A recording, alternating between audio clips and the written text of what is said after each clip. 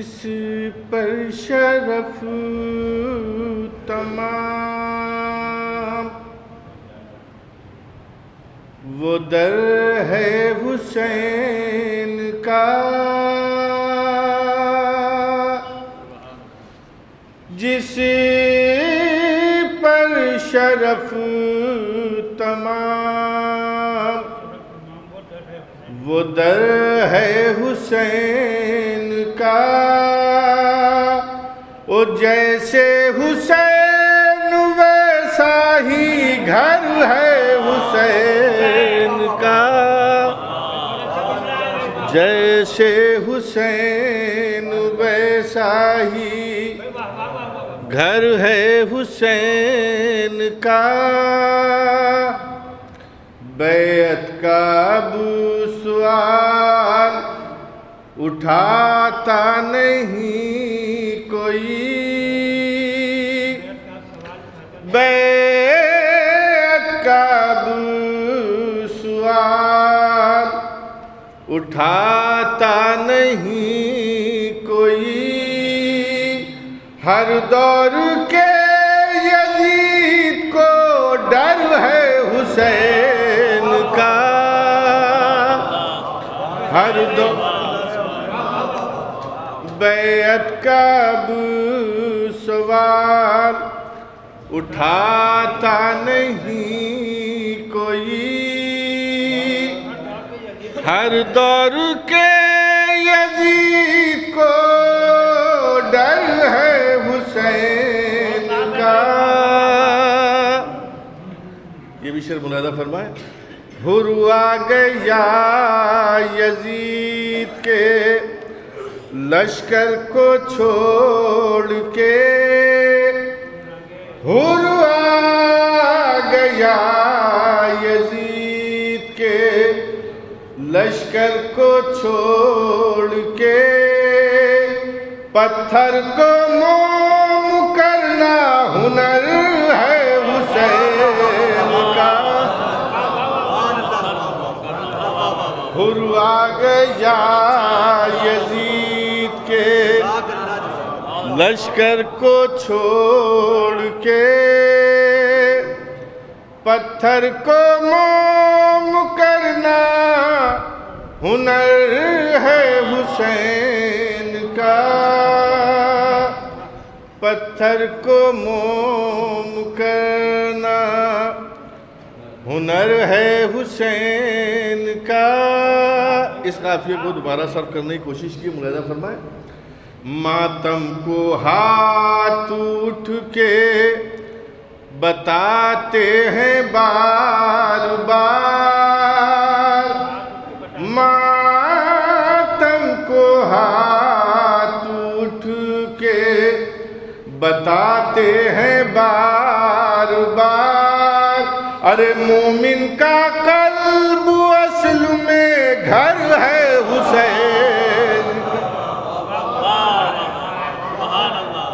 ماتم کو ہاتھ اٹھ کے بتاتے ہیں بار بار، مومن کا قلب اصل میں گھر ہے حسین کا، آنکھیں ہیں بس وہی کہ جو روتی ہیں شاہ پر، آنکھیں ہیں بس وہی کہ جو روتی ہیں شاہ پر، دل دل وہی ہے جس پا اثر ہے حسین کا، دل دل وہی ہے جس پا اثر ہے حسین کا۔ قرآن و اہل بیت کا رشتہ ٹوٹ ہے، قرآن و اہل بیت کا رشتہ ٹوٹ ہے، گویا سنا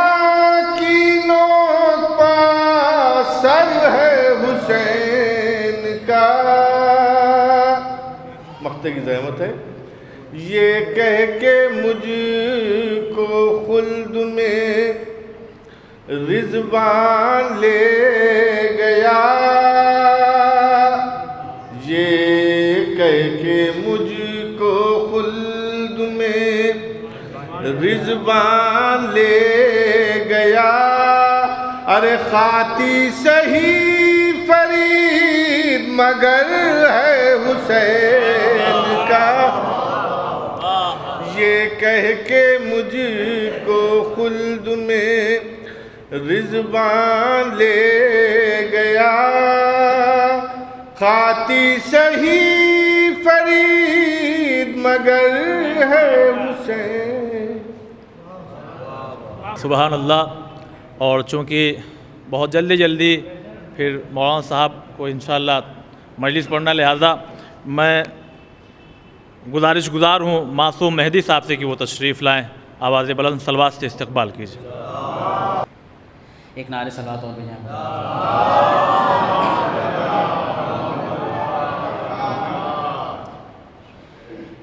تیرگی دم توڑے گی اشک عزا کے سامنے،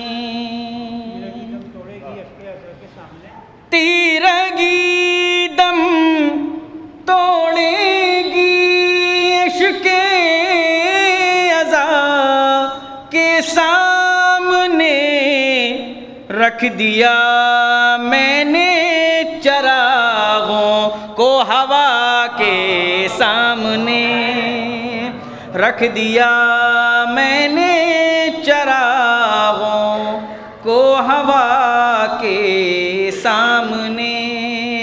اور تشنگی نے پانی کو سولی چڑھا کر رکھ دیا،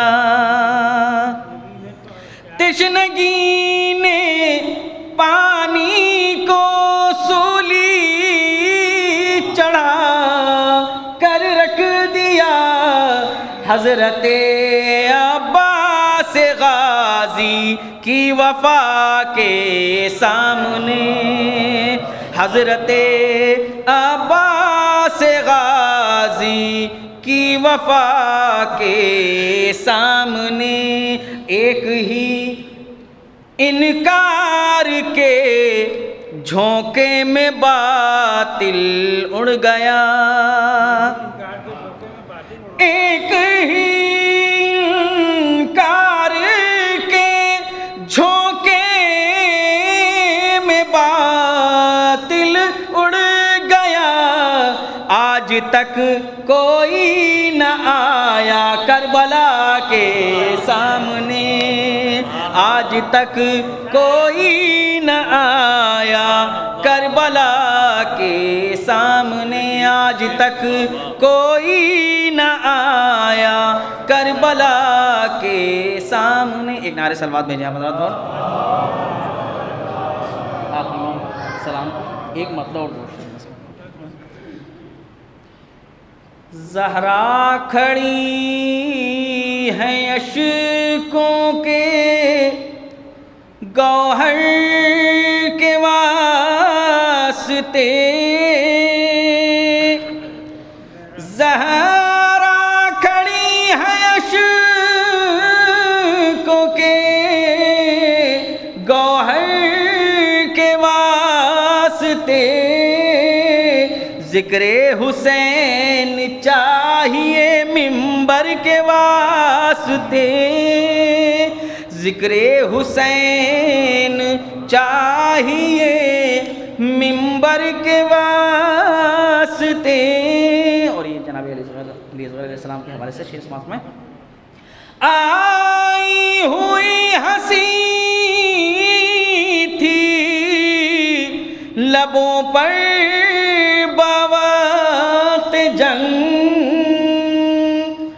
آئی ہوئی ہنسی تھی لبوں پر بوقت جنگ، یا ذوالفقار ذوالفقار اتری تھی اصغر کے واسطے، یا ذوالفقار اتری تھی اصغر کے واسطے، ہے برقرار ہوا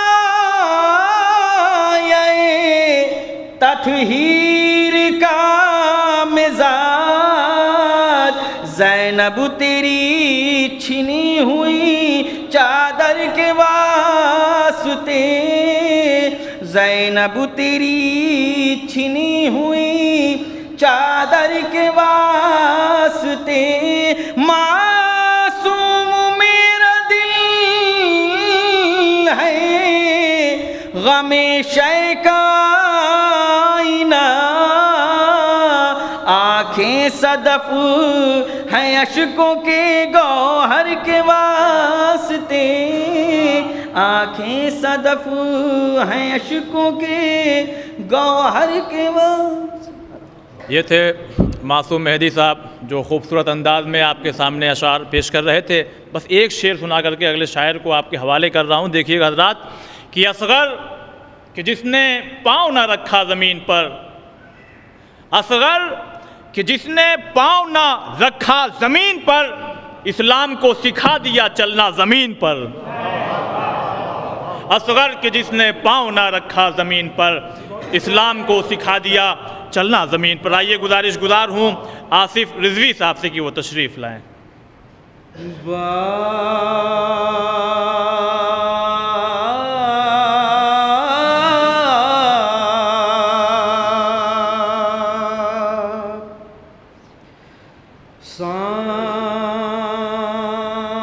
سامنے آنکھوں کے جس بیٹے کے مر جاتا ہے باپ،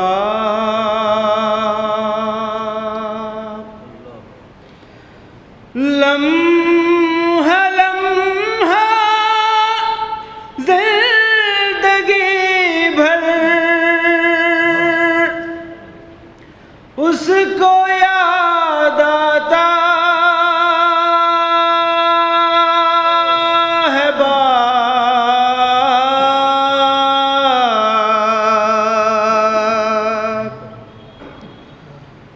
عمر بھر چلتا رہتا ہے مشینوں کی طرح، موت کی گودی میں ایک دل تھک کے سو جاتا ہے باپ،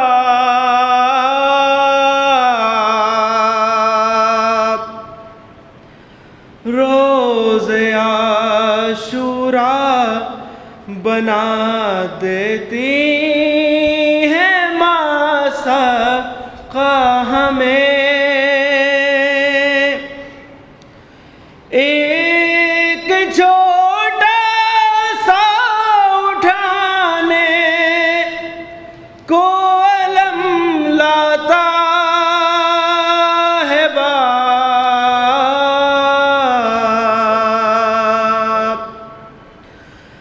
رو کے زینب نے کہا بابا بھرا گھر لٹ گیا، جب شب شام غریباں میں نظر آتا ہے باپ،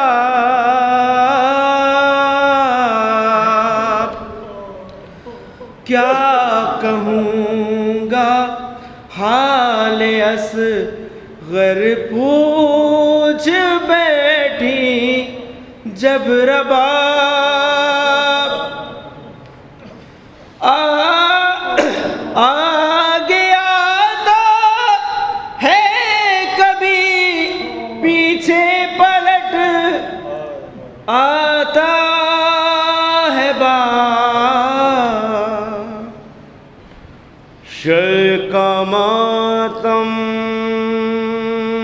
قصر ظالم میں بپا ہو جائے گا شے کا ماتم قصیر ظالم میں بپا ہو جائے گا کون جیتا کون ہارا فیصلہ ہو جائے گا کون جیتا کون ہارا فیصلہ ہو جائے گا شعر پیش کر رہا ہوں سماعت فرمائیں آج مشکل میں سہی اشک غم سرور مگر آج مشکل میں سہی اشک غم سرور مگر حشر میں اشک عذاب مشکل کشا ہو جائے گا حشر میں اشک عذاب مشکل کشا ہو جائے 4 شعر کل ایک باز بلند نعرہ صلوات شاہ فرما دیں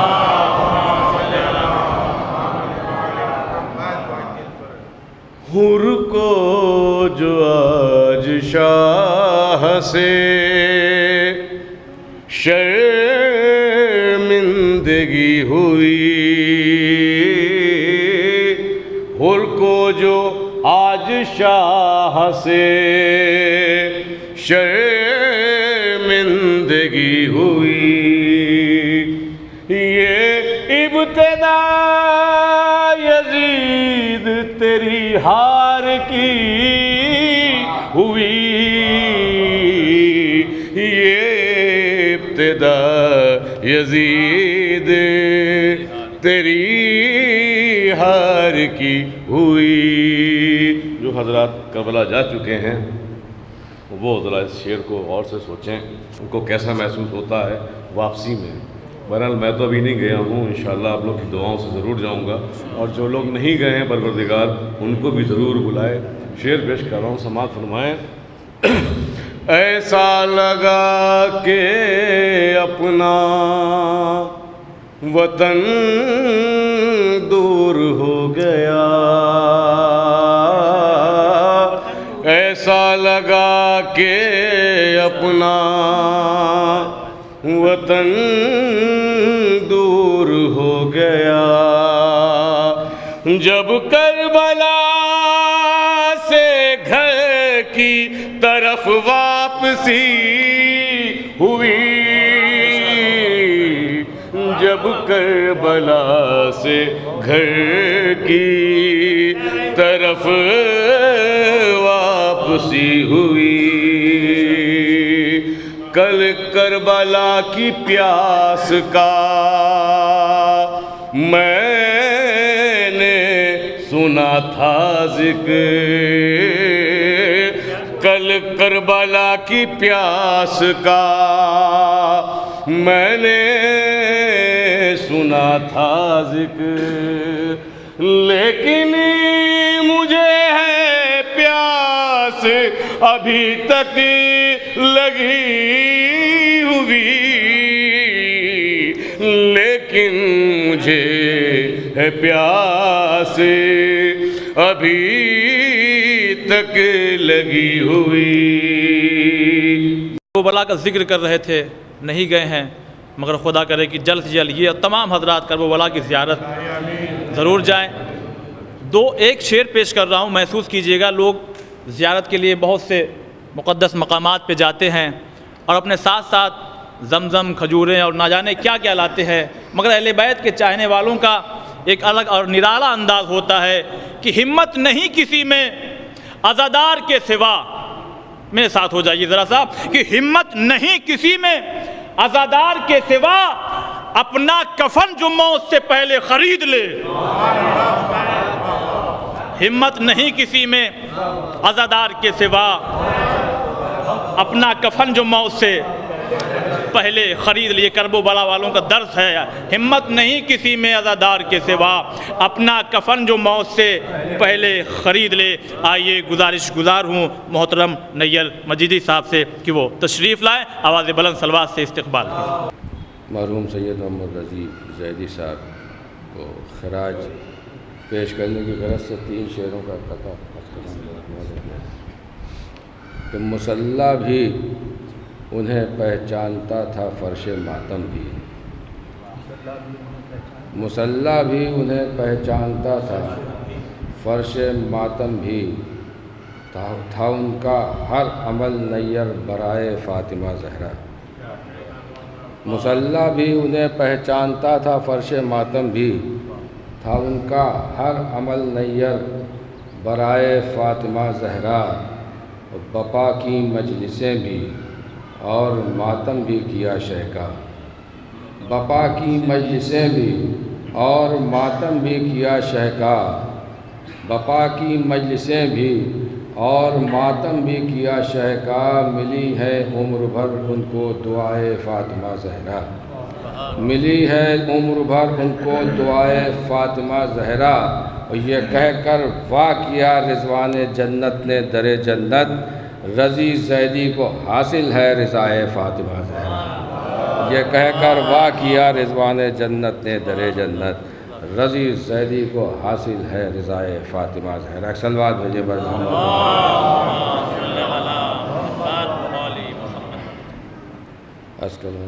मौला कायनात के हवाले से कि एक वक्त में 40 घरों में जो हो मौजूद, एक वक्त में 40 घरों में जो हो मौजूद, उस ज़ात ने अगर सजदा किया है तो खुदा है।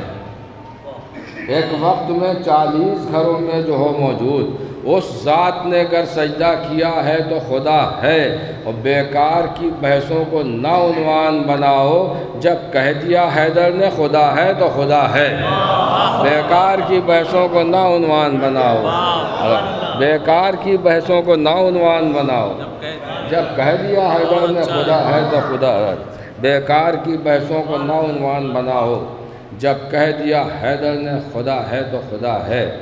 ये भी कथा मुबारक है कि हिरन हुए सभी अहले सकीफ़ा के अरमान, खुदा के शेर का जब कोई मोजिज़ा देखा।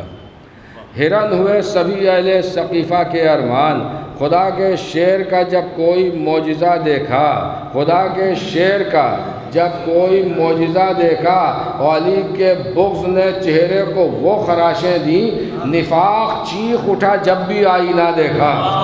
अली के बुग़्ज़ ने चेहरे को वो खराशें दी, अली के बुग़्ज़ ने चेहरे को वो खराशें दी, निफाक चीख उठा जब भी आईना देखा। बस एक मतलब 3-4 शेर सलाम के अर्ज़ कर लें, इरशाद मुलाहिज़ा फरमा लें। अर्ज़ कर रहा हूँ कि मतलब कि हर घर में सैयदा का पिसर मेहमान है, हर घर में सैयदा का पिसर मेहमान है। शहर अज़ा की सबसे अलग अपनी शान है, हर घर में सैयदा का पिसर मेहमान है। शहर अज़ा की सबसे अलग अपनी शान है। मत दुनिया में जाने कितने मुसलमान मुल्क हैं, दुनिया में जाने कितने मुसलमान मुल्क हैं, लेकिन लबे हुसैन पर हिंदुस्तान है। दुनिया में जाने कितने मुसलमान मुल्क हैं, दुनिया में जाने कितने मुसलमान मुल्क हैं, लेकिन लबे हुसैन पर हिंदुस्तान है। और हिंदू भी करबला के आज़ादार हैं यहाँ, हिंदू भी करबला के आज़ादार हैं यहाँ। फिर क्यों ना मैं कहूँ मेरा भारत महान है। हिंदू भी करबला के आज़ादार हैं यहाँ, हिंदू भी करबला के आज़ादार हैं यहाँ। फिर क्यों ना मैं कहूँ मेरा भारत महान है। एहसान है कलाम अनीसो दबीर का, एहसान है कलाम अनीसो दबीर का। उर्दू को लोग कहते हैं मीठी ज़बान है।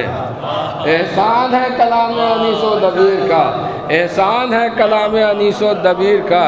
उर्दू को लोग कहते हैं मीठी ज़बान है। अब ये शेर में कि उर्दू को लोग कहते हैं میٹھی زبان ہے، ہوگا امام وقت پر کیا وقت کا اثر، ہوگا امام وقت پر کیا وقت کا اثر، وہ صدیاں ضعیف ہیں میرا مولا جوان ہے، ہوگا امام وقت پر کیا وقت کا اثر، ہوگا امام وقت پر کیا وقت کا اثر، صدیاں ضعیف ہیں میرا مولا جوان ہے، ہوگا امام وقت پر کیا وقت کا اثر، صدیاں ضعیف ہیں میرا مولا جوان ہے۔ اور شامی جو پڑھ رہے ہیں سقیفائی ہے نماز، شامی جو پڑھ رہے ہیں سقیفائی ہے نماز، اکبر جو دے رہے ہیں غدیری اذان ہے، شامی جو پڑھ رہے ہیں سقیفائی ہے نماز، اکبر جو دے رہے ہیں غدیری اذان ہے۔ بس یہ آخری شعر کہ اکبر جو دے رہے ہیں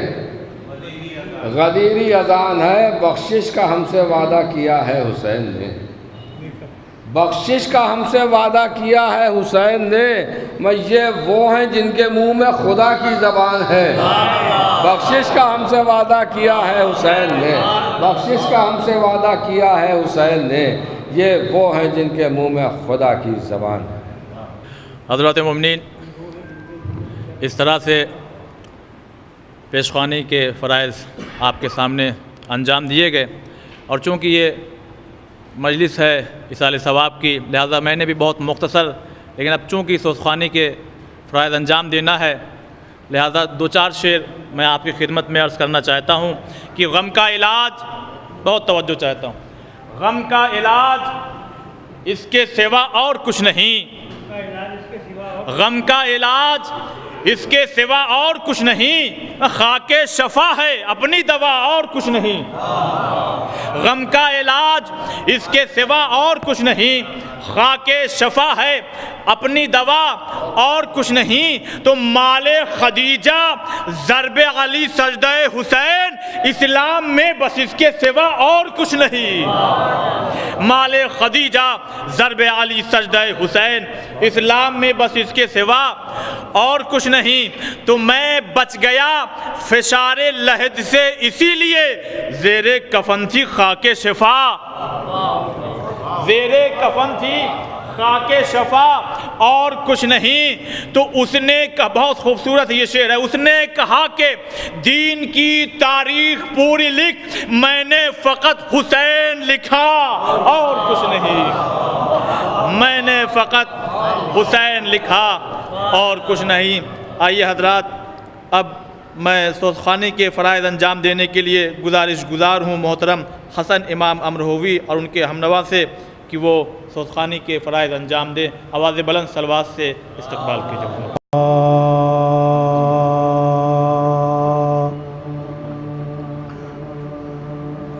تو اپنے ایک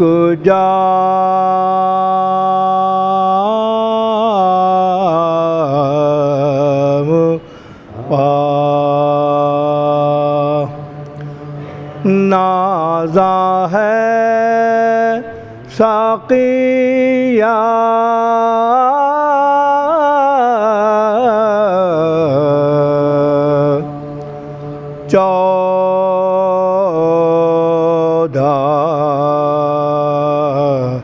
پلانے والے ہیں، پرواہ ہے مجھ کو کیا،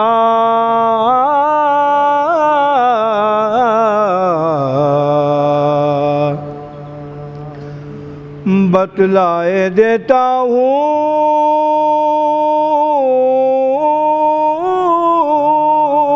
تجھے میں خانوں کا پتہ،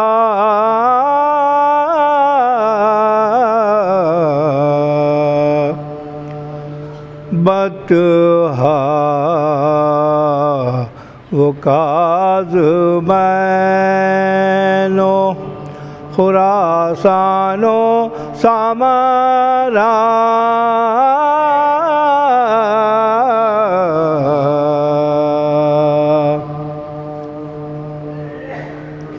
خورشید مدعا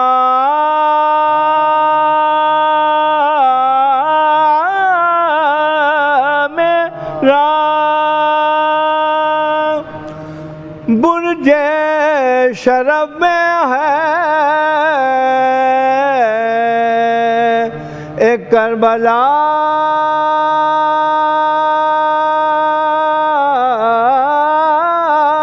میں، ایک میرا ساقی نجف میں ہے،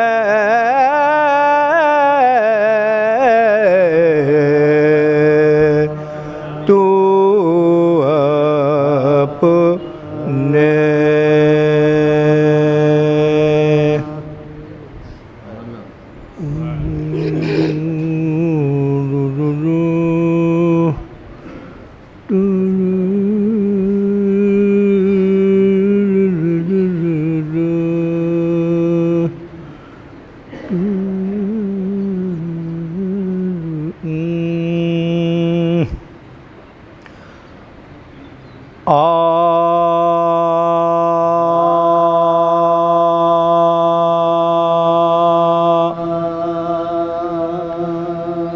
شہید ظلم جو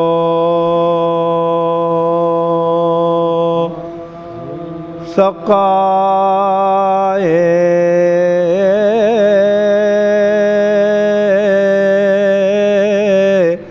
تشنا کام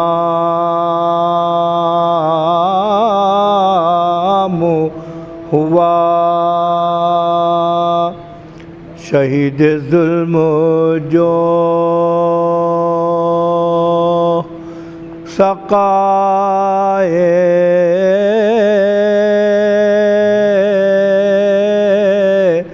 تشنا کام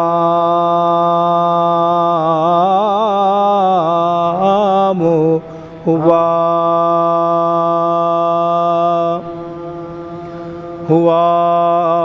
یہ شور جدا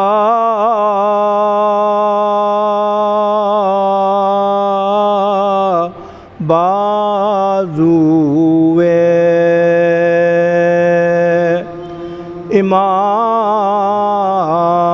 امام ہوا، جواں پسر کا بھی جو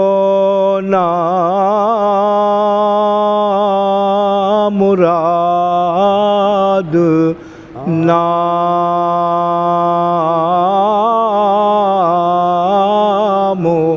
ہوا،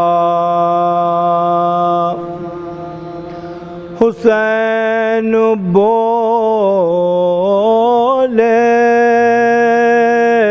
کہ اب گھر میرا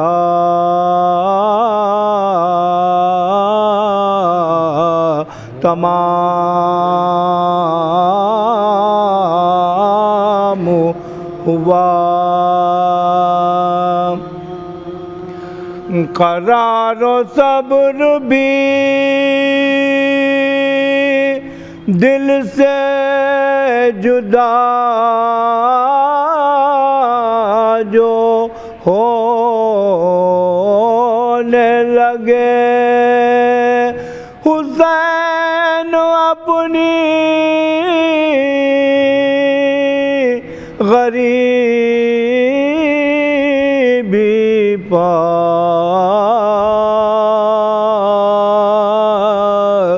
آپ رونے لگے، شہید ظلم جو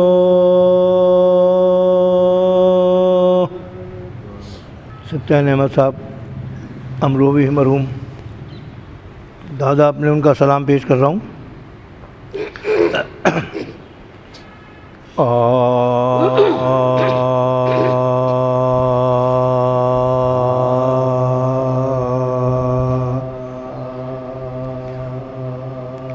ولی بھی ہے وسیع بھی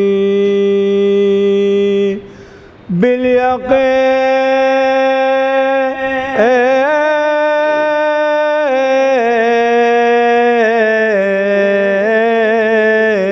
یوں بھی ہے اور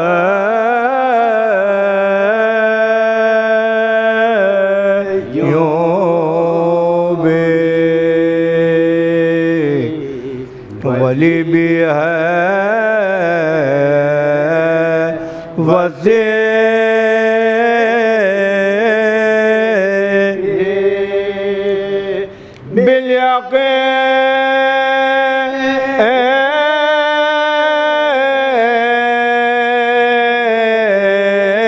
بالیاقین یوں بھی ہے اور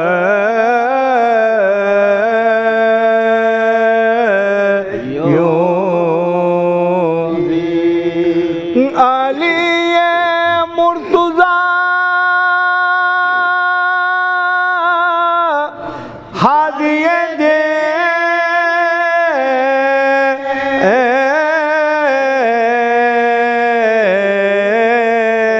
یوں بھی ہے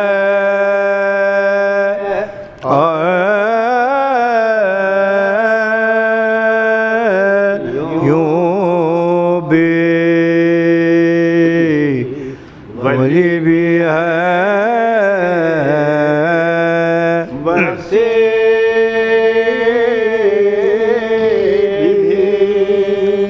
فضائل میں بھی افضل تر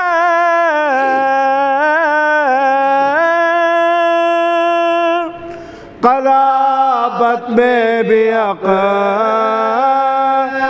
تر فضائل میں بھی افضل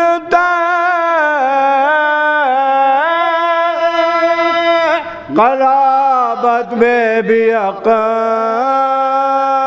تر تمہارے ذکر سے تبلیغ دین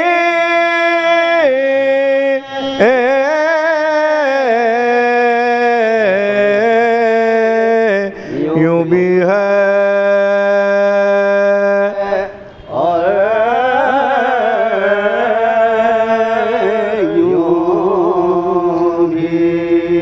فضائل ہوں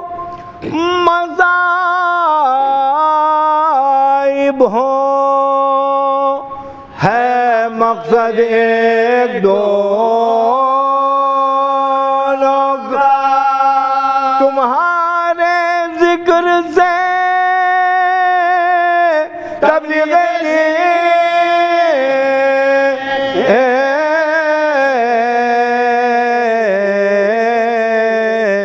یوں بھی ہے اور یوں بھی ولی بھی ہے وسیع فضائل سن کے شاداں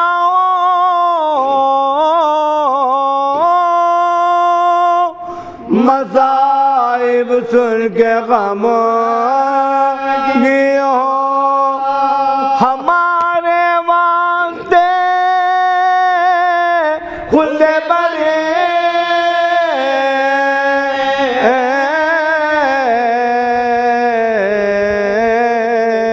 یوں بھی ہے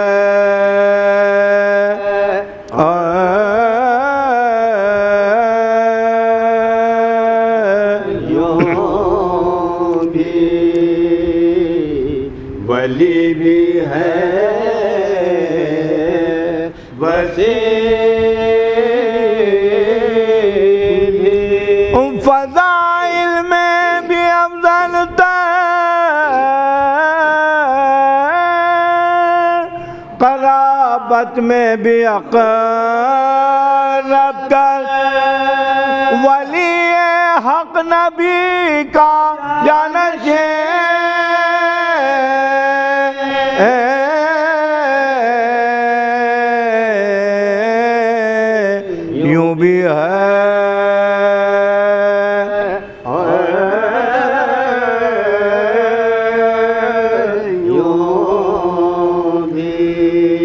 ملک لے جائے آگر یا کہ موت آئے نجاف جا میری تقدیر میں وہ صدم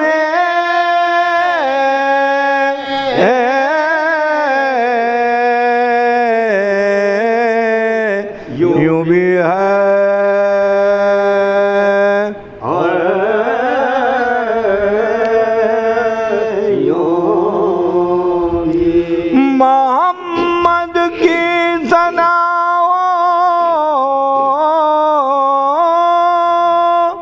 یا علی کی منقبات خانے نتیجہ ایک ہے تبلیغ دین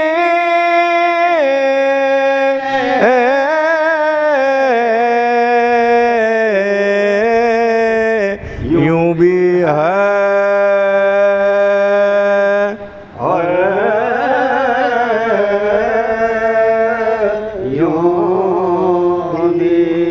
وہ بیٹھے بوریے پر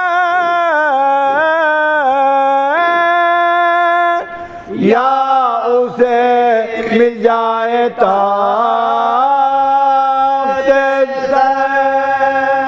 بہر صورت نبی کا جانشین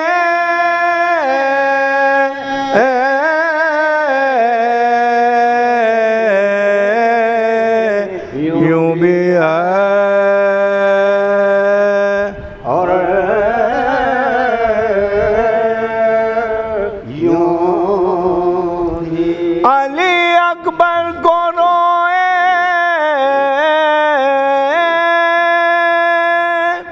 غم کرے آن و محمد کا بہن شبیر کی ماتم نجے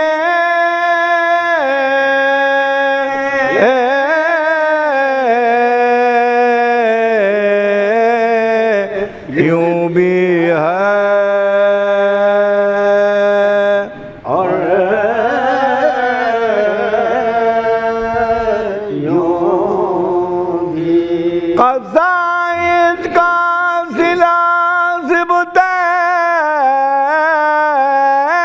زبدین ہو یا سوز خوانی کا میری تقدیر میں خلد برے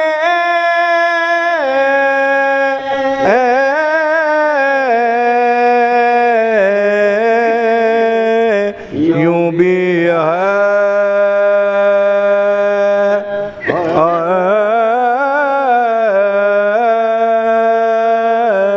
یوں بھی ولی بھی ہے وسیع بھی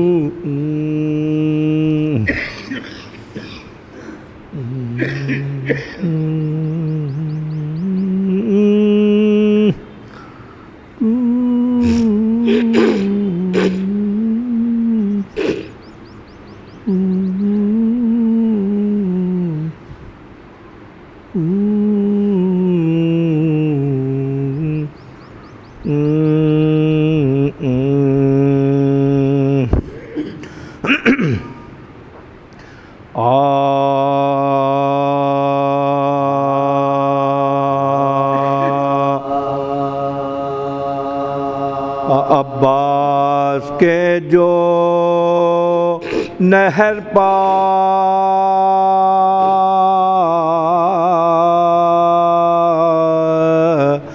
بازو قلم ہوئے اسد میں سے ابن حیدر کرار خم ہوئے سبت رسول مورد رنجو عالم ہوئے آواز دی حسین کو مجروح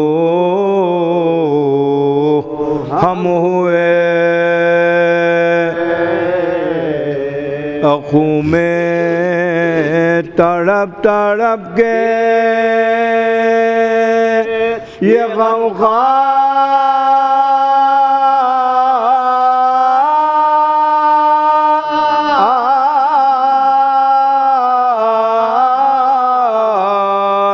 رہ نہ جائے اور یہ فکر ہے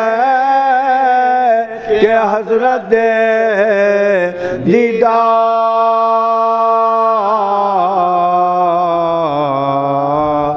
رہ نہ جا اور سنتے ہی اس صدا کے شکستہ ہوئی کمر تڑپے اٹھے گرے نہ سنبھالا گیا جگر کانپے جو پاؤں تھام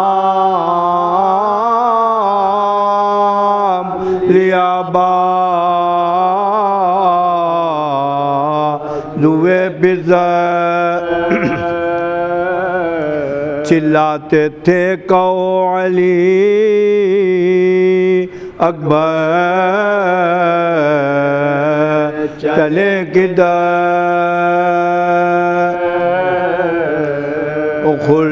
خورشید کیوں چھپا ہے یہ کیا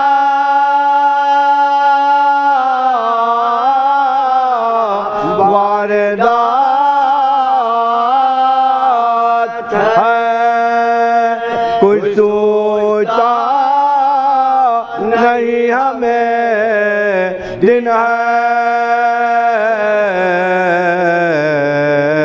کہ رات ہے اور غربت میں لٹ گیا میرا گھر جواب سیدھی نہ ہوگی اب یہ کمر جواب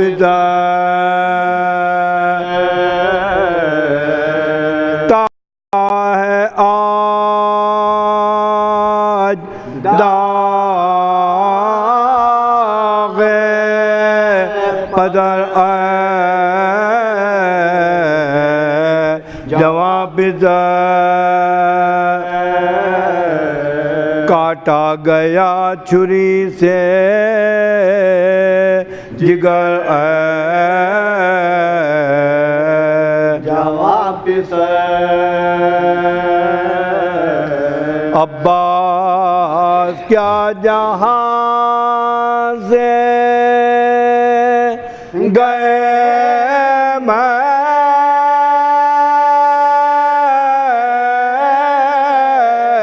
گزر گیا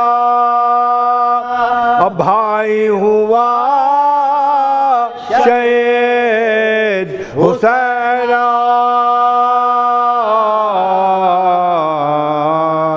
مر گیا کرتا تھا عرض باپ کو تھامے ہوئے بزر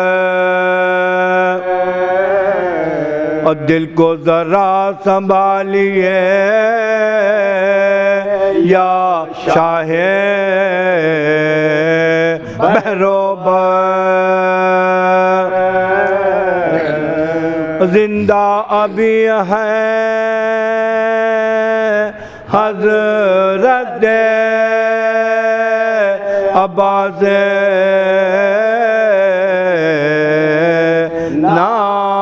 نامور، گھبرائیے نہ اب ہے ترائیے قریب تر، خادم اٹھائے گا جسد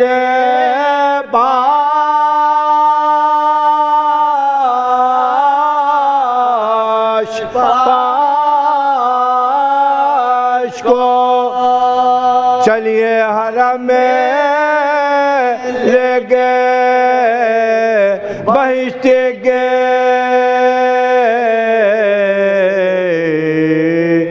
لاش کو، اور جس دم قریب لاش کے لائے حسین کو،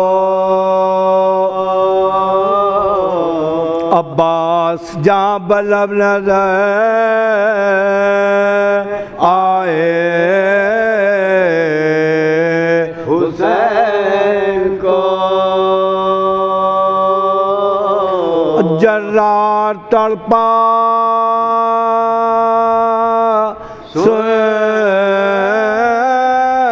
گے صدائے حسین کو، اکبر نے ہاتھ اٹھا کے دکھائے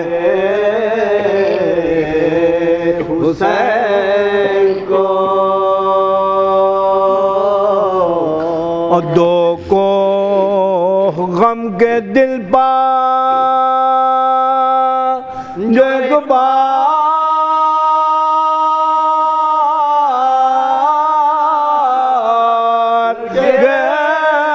پڑے پہلو میں لاش کی جائے ابرار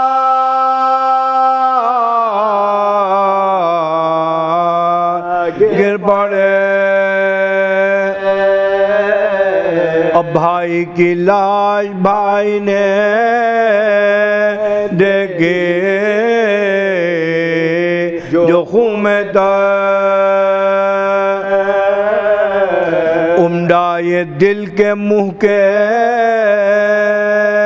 قریب آ گیا جگر، بولے یہ آنکھیں کھول کے عباس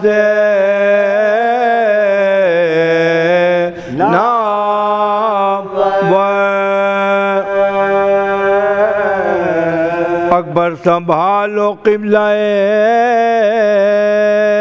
عالم کو بیٹھ کر، صدقے ہزار جان امام ہے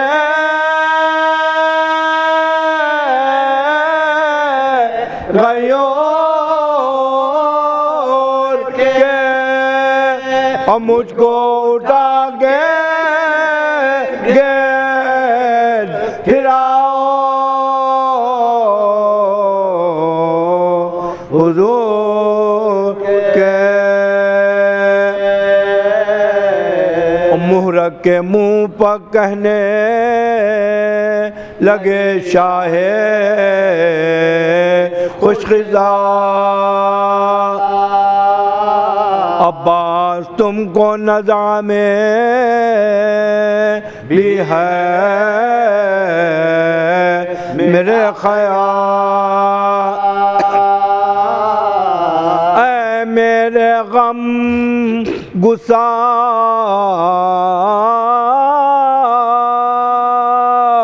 کہو اپنے دل کا حال۔ اور صفدر نے مسکرا کے کہا شکر ذوالجلال،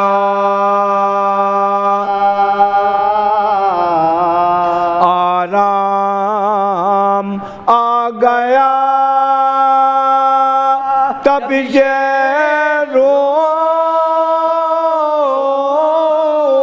ہو دے گئی آب آئے گا کہ دولت کونین مل گئے۔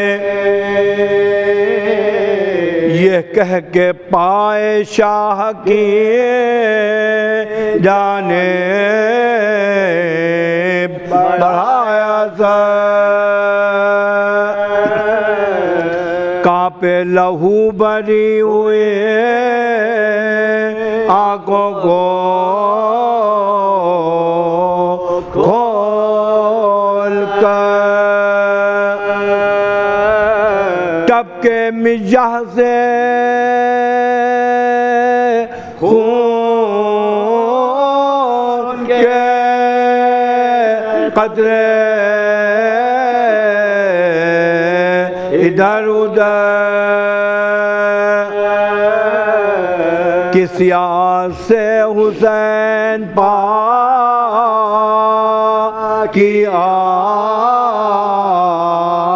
آخری نظر،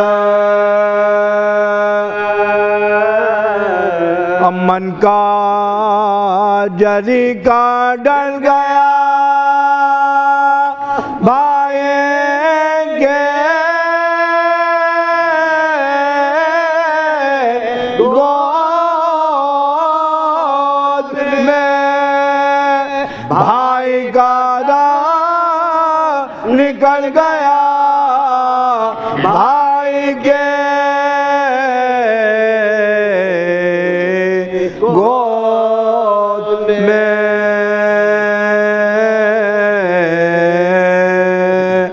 عباس کے جو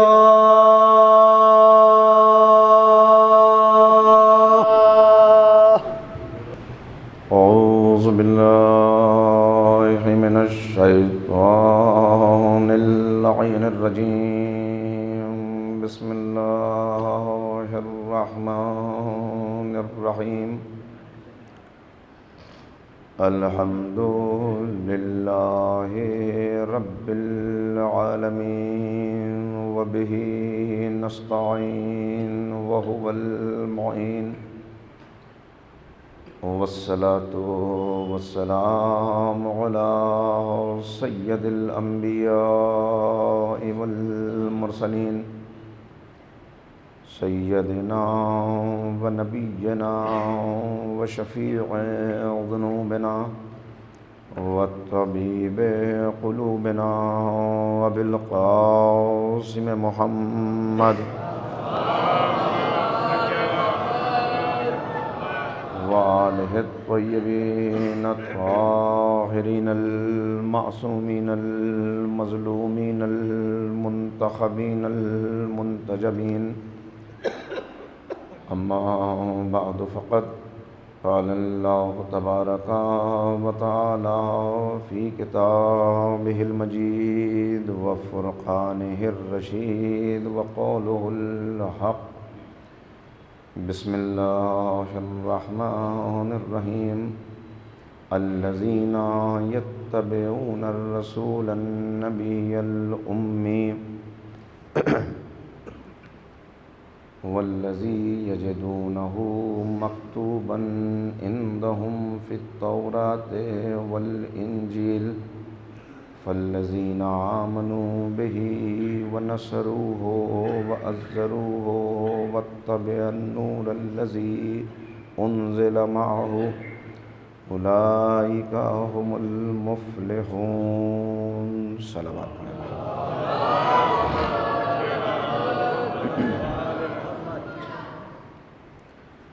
بزرگان محترم و نوجوانان عزیز،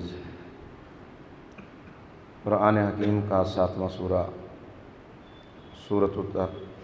سورۃ الاعراف کہ جس کی آیت نمبر 157 سے ایک اقتباس میں نے آپ کی خدمت میں تلاوت کیا۔ اس آیہ کریمہ میں کامیاب لوگوں کا تذکرہ کیا جا رہا ہے، بلکہ کامیابی کے شرائط بیان کیے جا رہے ہیں کہ اس دنیا میں کامیابی کے شرائط کیا ہیں۔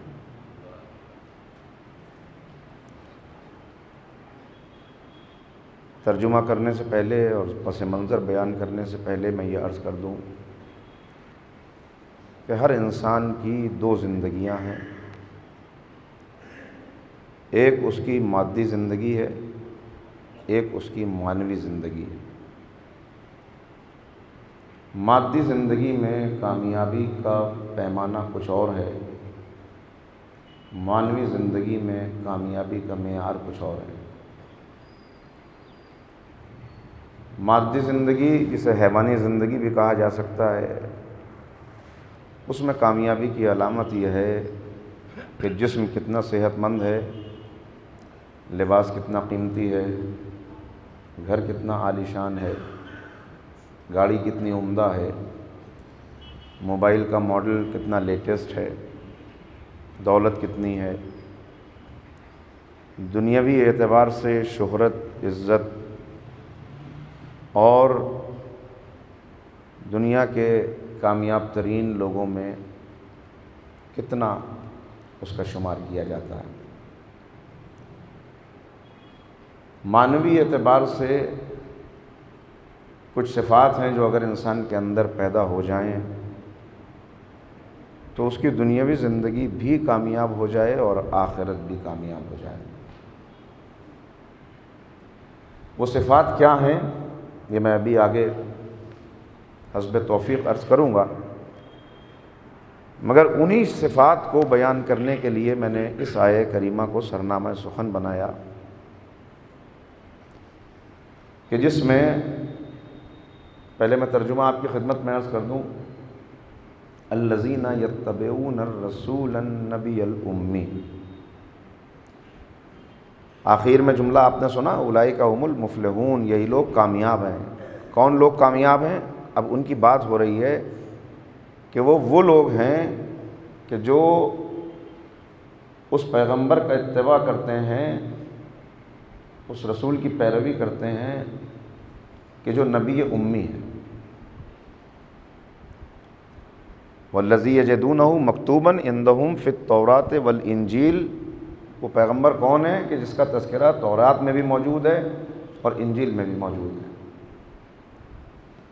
اور پھر بات آگے بڑھی، والذین آمنوا بہ وعزروہ ونصروہ واتبعوا النور الذی انزل معہ، وہ لوگ وہ ہیں کہ جو اس نبی پر ایمان لائے۔ یہ اتباع کی بات پہلے آئی، اب اتباع کے درجات بیان کیے جا رہے ہیں۔ ایمان لائے نمبر 1، اس کی نصرت کی نمبر 2، اس نبی کا احترام کیا نمبر 3، اور اس نور کی پیروی کی کہ جو اس نبی کے ساتھ نازل ہوا۔ یہی لوگ کامیاب ہیں۔ آیہ کریمہ کا ذرا سا پس منظر میں بیان کر دوں تاکہ بات پہنچ جائے، اور میرا اندازہ یہ ہے، اب یہ بہرحال میرے بس کی بات نہیں ہے کہ ایسے وقت پر میں ممبر پہ حاضر ہوا ہوں کہ وقت اذان بالکل قریب ہے، لہٰذا اتنی دیر میں پس منظر آپ تک پہنچ جائے، اذان ہو جائے گی، میں کچھ دیر کے لیے ٹھہر جاؤں گا، اور بہرحال بانیان مجالس کی کچھ مجبوریاں ہوں گی کہ جس کی وجہ سے یہ نازک وقت آ گیا ہے۔ پس منظر اس کا یہ ہے، ایک مرتبہ صلوات پڑھ لیں آپ حضرات، تو میں عرض کرتا ہوں۔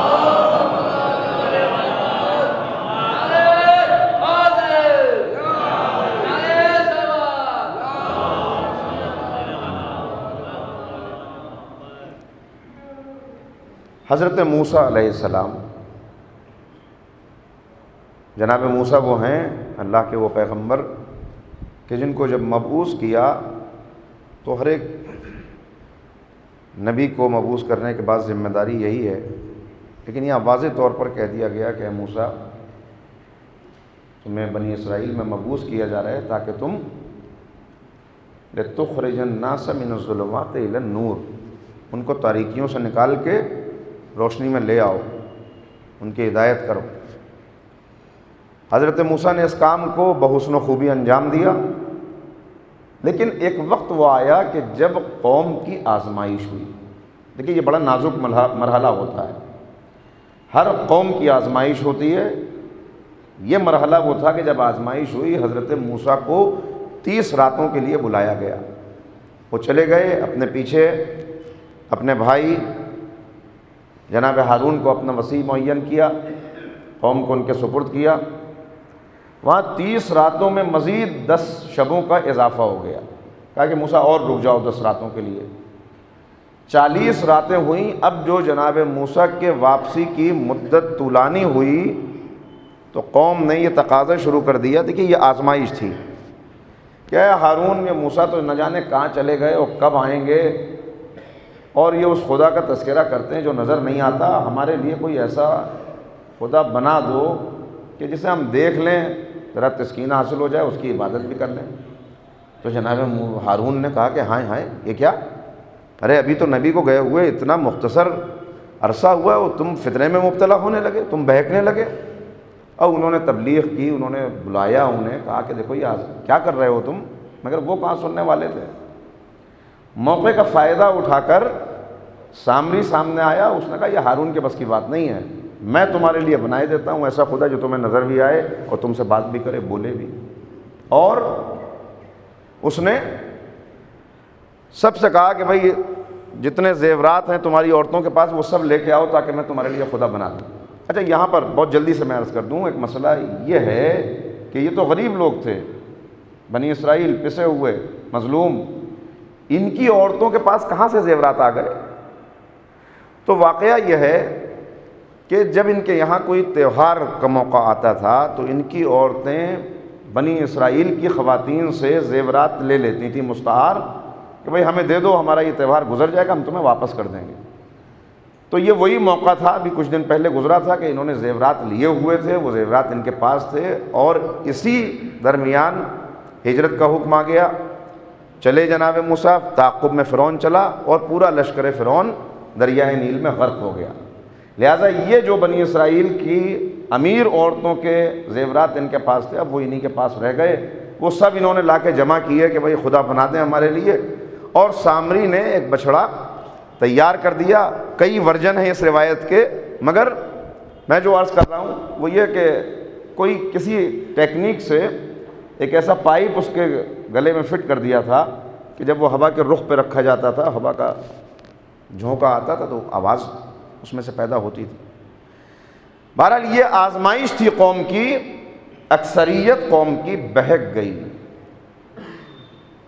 جناب موسیٰ کو اس کی خبر کر دی گئی کہ موسیٰ تمہاری قوم آزمائش میں ناکام ہو گئی ہے، سب بہک گئے الا ماشاءاللہ چند لوگوں کے علاوہ۔ جناب موسیٰ کو بڑا افسوس ہوا، غصہ آیا، اور اسی کیفیت میں جناب موسیٰ واپس پلٹے جناب موسیٰ جب آئے اور اپنی آنکھوں سے یہ منظر دیکھا تو اب جناب موسیٰ کے غیظ و غضب اور افسوس کا کوئی ٹھکانہ نہ رہا۔ دیکھیے غصہ حرام ہے، لیکن یہ غصہ اللہ کی راہ میں ہے، یہ غصہ اللہ کے بندوں کو بہکتے ہوئے دیکھ کر ہے۔ لہٰذا جناب موسیٰ نے ان کی سرزنش کے لیے یہ کیا کہ بس وقت نہیں، جلدی سے میں آگے بڑھوں، کہ جناب ہارون کے بالوں کو پکڑا اور ان کے لباس کو پکڑا اور ان سے کہا کہ ہارون تمہارے سپرد یہ قوم کر کے گیا تھا، یہ کیا کیا تم نے؟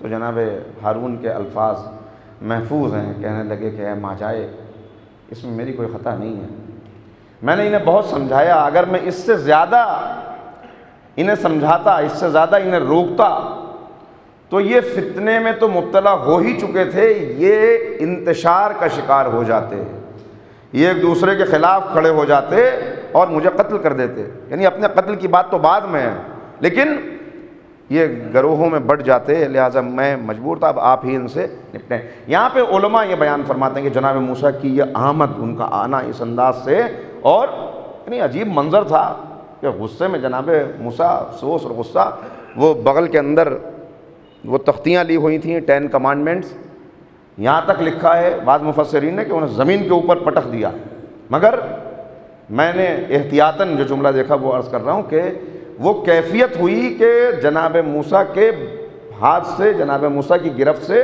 وہ تختیاں چھوٹ کے زمین پہ گر گئی، اور جناب موسیٰ نے، تو یہاں پہ ایک سوال اٹھایا جاتا ہے کہ کیوں جناب موسیٰ نے ایسا کیا، ہارون کی سرزنی، جناب ہارون سے اس طرح کیوں پیش آئے؟ تو اس کا جواب علماء نے یہ لکھا ہے کہ بات یہ ہے کہ اس قوم میں جو افراد تھے، بعض تو وہ تھے جو بالکل بیٹھ چکے تھے، بعض وہ تھے کہ ابھی وہ خاموش تھے، وہ دل میں یہ رکھتے تو تھے بات کہ یہ خدا زیادہ بہتر ہے جو نظر آ رہا ہے، لیکن زبان تک اس بات کو لائے نہیں تھے۔ ان کے خوابیدہ شعور کو بیدار کرنے کے لیے یہ بہترین طریقہ تھا کہ جب انہوں نے یہ دیکھا کہ اپنے بھائی کے ساتھ ایسے پیش آ رہے ہیں تو وہ چونک پڑے اور انہوں نے کہا ہم سے بہت بڑی کوئی غلطی ہو گئی ہے، اور وہ جناب موسیٰ کی بارگاہ میں آ گئے اور انہوں نے آ کے کہا کہ کیا ہماری توبہ قبول ہو سکتی ہے؟ توجہ کیجیے گا، اب میں رک کے یہاں پر، اچھا خیر اس کو بات کو مکمل کر لوں۔ جناب موسیٰ نے کہا کہ ہاں توبہ قبول ہو سکتی ہے، لیکن یہ تاریخ کی سب سے بڑی توبہ تھی جو یہاں پہ ہوئی، کہا کہ توبہ کا بس ایک راستہ ہے، اگر تم نے اس بات کو محسوس کر لیا کہ تم سے خطا ہو گئی ہے، کہ تم میں جو لوگ حق پر قائم رہے وہ اپنے ہی ان لوگوں کا گلا اپنے ہاتھ سے کاٹیں، ان کو قتل کریں کہ جو بہک گئے۔ اور یہ تاریخ کی سب سے بڑی توبہ تھی جو ہوئی۔ اس کے بعد جناب موسیٰ گئے اور جو بچے ہوئے لوگ تھے ان سے مزید اللہ کی بارگاہ میں قربت حاصل کرنے کے لیے، تزکیہ نفس کے لیے، اب ان کو اپنے ساتھ لے کے کوہ طور پہ گئے، اور وہاں جا کر رو رو کے گڑ گڑا کے جناب موسیٰ نے دعا کی کہ اے معبود کون ہے تیرے علاوہ جو ہمیں سہارا دے گا، جو ہماری توبہ کو قبول کرے گا؟ جب ہم کچھ نہ تھے، ظلم میں گرے ہوئے، تب بھی تو نے ہمیں نجات دی۔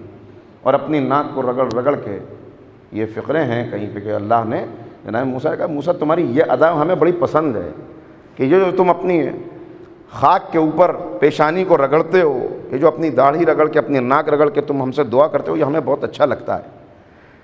تو جناب موسیٰ نے اللہ عین اسی وقت پہ ایک زلزلہ آیا، پوری زمین دہل گئی اور اس کے بعد سب گڑ گڑانے لگے، رونے لگے، بے ہوش ہو گئے۔ توبہ قبول ہوئی، کہا کہ اچھا، لیکن وہاں پہ ارشاد ہوا کہ دیکھو ہم نے تمہیں اپنے رحمت کے سائے میں لے لیا، لیکن ہماری رحمت دو طرح کی ہے۔ ایک تو ہماری رحمت عام ہے جو سب کے لیے ہے، ایک ہماری رحمت خاص ہے جو ان لوگوں کے لیے ہے جو کامیاب ہیں، جن کا تذکرہ اس آیہ کریمہ میں کیا جا رہا ہے۔ صلوات پڑھ دیں محمد و آل محمد۔ اور ایک اس سے بہتر صلوات آپ حضرات پڑھ دیں تو بات آگے بڑھے۔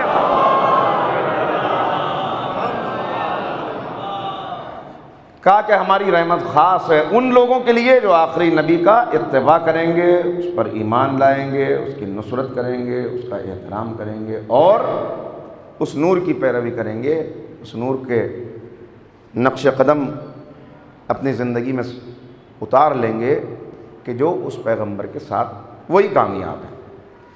یہ تو ہوئی بات۔ اب یہاں پہ پہلے تو ایک بات جس کو میں نے اس سے پہلے بھی عرض کیا ہے کہ دیکھیے ہر قوم کی آزمائش ہوتی ہے اور صاحبان ایمان کی آزمائش سخت ترین ہوتی ہے۔ واضح طور پہ یہ قرآن میں فرما دیا گیا حسبن الناس ان یترکوا یقولوا آمنا وہم لا یفتنون۔ تم نے یہ سمجھ لیا کہ زبان سے یہ کہہ دینے سے کہ ہم ایمان لے آئے تمہارا ایمان مان لیا جائے گا؟ کوئی امتحان نہیں ہوگا، کوئی آزمائش نہیں ہوگی۔ اگر ایسا سمجھ رہے ہو تو سب غلط فہمی میں ہو۔ لقد فتن الذین من قبلکم، ہم نے تم نے سے پہلے والوں کو بھی آزمایا ہے، ہم تمہیں بھی آزمائیں گے۔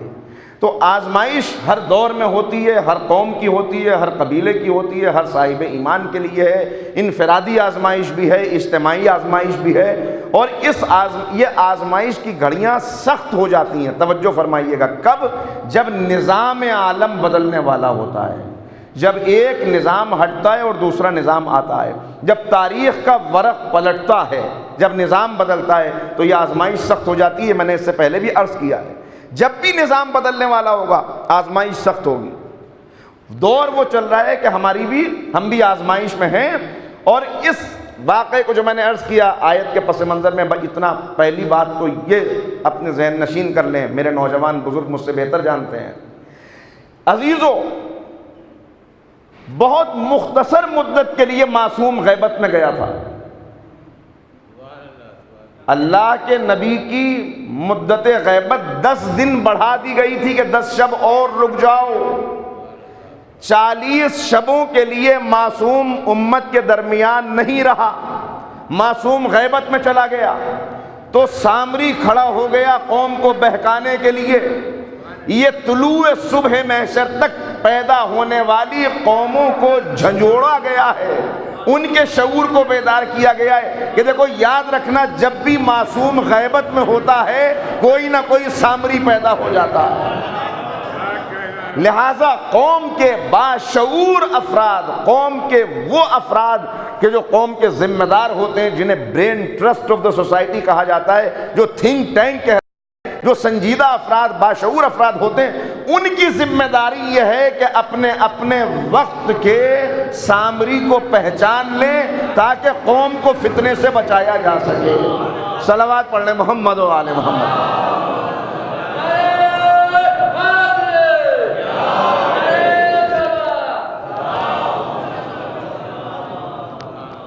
دیکھیے آپ مجھے متوجہ کر دیجیے گا، اس لیے کہ میں تو پڑھ رہا ہوں بات، اگر کہیں پہ آواز اذان آئے اور رکنا ہو، مجھے نہیں معلوم کہ یہاں پہ کیا وقت ہے۔ تو عزیزو، تو اب یہاں پہ شرط لگائی گئی کہ دیکھو کامیاب وہ ہیں جو اتباع کریں۔ اتباع کسے کہتے ہیں؟ بہت جلدی مرحلے طے کرنے، وقت بالکل بہت ہی محدود ہے، بچا نہیں ہے وقت، اور آپ میرے مزاج سے واقف ہیں۔ مجھے آپ کے جذبات کو مہمیز کر کے کوئی جذباتی گفتگو نہیں کرنی ہے، بلکہ یہ فرش مجلس سرکار سید الشہداء کا بچھایا ہوا دسترخوان علم ہے کہ جہاں سے ہر آنے والا کچھ نہ کچھ لے کے جائے۔ لہذا آپ کو دعوت غور و فکر ہے کہ آپ ذرا سا اس کے اوپر توجہ کریں۔ اتباع الذین یتبعون الرسول النبی الامی، جو اتباع کریں۔ اتباع کسے کہتے ہیں؟ وقت نہیں، 2-3 جملوں میں بات عرض کرتا ہوں۔ دیکھیے، ایک ہے اطاعت، ایک ہے اتباع۔ اطاعت کا مطلب یہ ہے کہ جو حکم دیا جائے اس کی تعمیل کی جائے۔ حکم اطاعت انسان اس کی بھی کر لیتا ہے کہ جس کی نہیں کرنا چاہتا مجبوراً۔ ایک ظالم حکمراں ہے، رعایا اس کی اطاعت نہیں کرنا چاہتی، لیکن اس کا ظلم اتنا بڑھا ہوا ہے کہ کہیں اپنی جان کو بچانے کے لیے، کہیں مال کو محفوظ کرنے کے لیے، کہیں اولاد کی حفاظت کے لیے لوگ اس کی اطاعت کرنے پر مجبور ہو جاتے ہیں۔ ایک زمانہ تھا جب ہم انگریزوں کے غلام تھے، انگریزوں کی اطاعت کرنے پر اکثریت مجبور تھی، لوگ اطاعت کر رہے تھے۔ لیکن اتباع کسے کہتے ہیں؟ بہت آسان الفاظ میں تاکہ بات بچوں تک پہنچ جائے۔ انتہائی درجے کی اطاعت اور انتہائی درجے کی محبت جب ایک جگہ جمع ہو جائے تو اتباع بنتا ہے۔ یعنی یہاں جو اطاعت ہے وہ مجبوراً نہیں ہے، بلکہ محبت اتنی بڑھی ہوئی ہے کہ محبت کا تقاضا یہ ہے کہ جہاں حکم ہو وہاں بھی پیروی کی جائے، اور جہاں حکم نہ ہو وہاں اپنے محبوب کی اداؤں کی نقلیں اتاری جائیں۔ لباس ویسا پہنے جیسا محبوب پہنتا ہے، چلیں اس انداز سے جیسے محبوب چلتا ہے، نشست و برخاست وہ اختیار کریں جو محبوب کی ہے۔ جب یہ بات پیدا ہو جائے تو اسے اتباع کہتے ہیں۔ اس اتباع کے درجات ہیں کہ جسے بیان کیا گیا، جس میں پہلا درجہ یہ ہے کہ وہ اس نبی کے اوپر جس کا اتباع کر رہے ہیں، پہلی بات یہ ہے کہ اس پر ایمان ہو۔ ایمان کسے کہتے ہیں یہ بھی وقت نہیں ہے، لیکن دو جملے بھائی اتنا سمجھ لیں۔ ایک ہے زبان سے ایمان کا اظہار کرنا، وربل اٹیسٹیشن، کلمہ پڑھ لیا کسی نے، جس نے کلمہ پڑھا وہ دائرہ اسلام میں داخل ہو گیا، اب اسے وہ ساری سہولیات دی جائیں گی، وہ سارے حقوق حاصل ہوں گے جو ایک کلمہ گو کو ہوتے ہیں۔ لیکن ایک ہے پرسنل کنوکشن، کہ انسان نے جو کچھ زبان سے کہا ہے وہ زبان تک محدود نہیں رہا بلکہ خون کے قطروں میں حل ہو گیا۔ مولائے کائنات حضرت علی بن ابی طالب علیہ السلام حضرت عمار کا تذکرہ کرتے ہوئے فرماتے ہیں، عمار یاسر کا، کہ عمار اس درجہ ایمان پر فائز تھا، کیا جانے لوگ کہ عمار کیا ہے، کہ ایمان عمار کے خون کے قطروں میں حل ہو چکا تھا، بلکہ ہڈیوں کے گودے تک ایمان پہنچ چکا تھا۔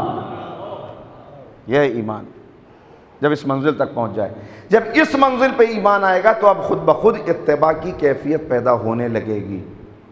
لیکن اس کے بعد جو اور شرائط ہیں وہ عرض کرتا ہوں، جب اس منزل تک آ جائے گا پھر اس کے بعد کہنے کی ضرورت نہیں پڑے گی، پھر بات یہ نہیں ہوگی۔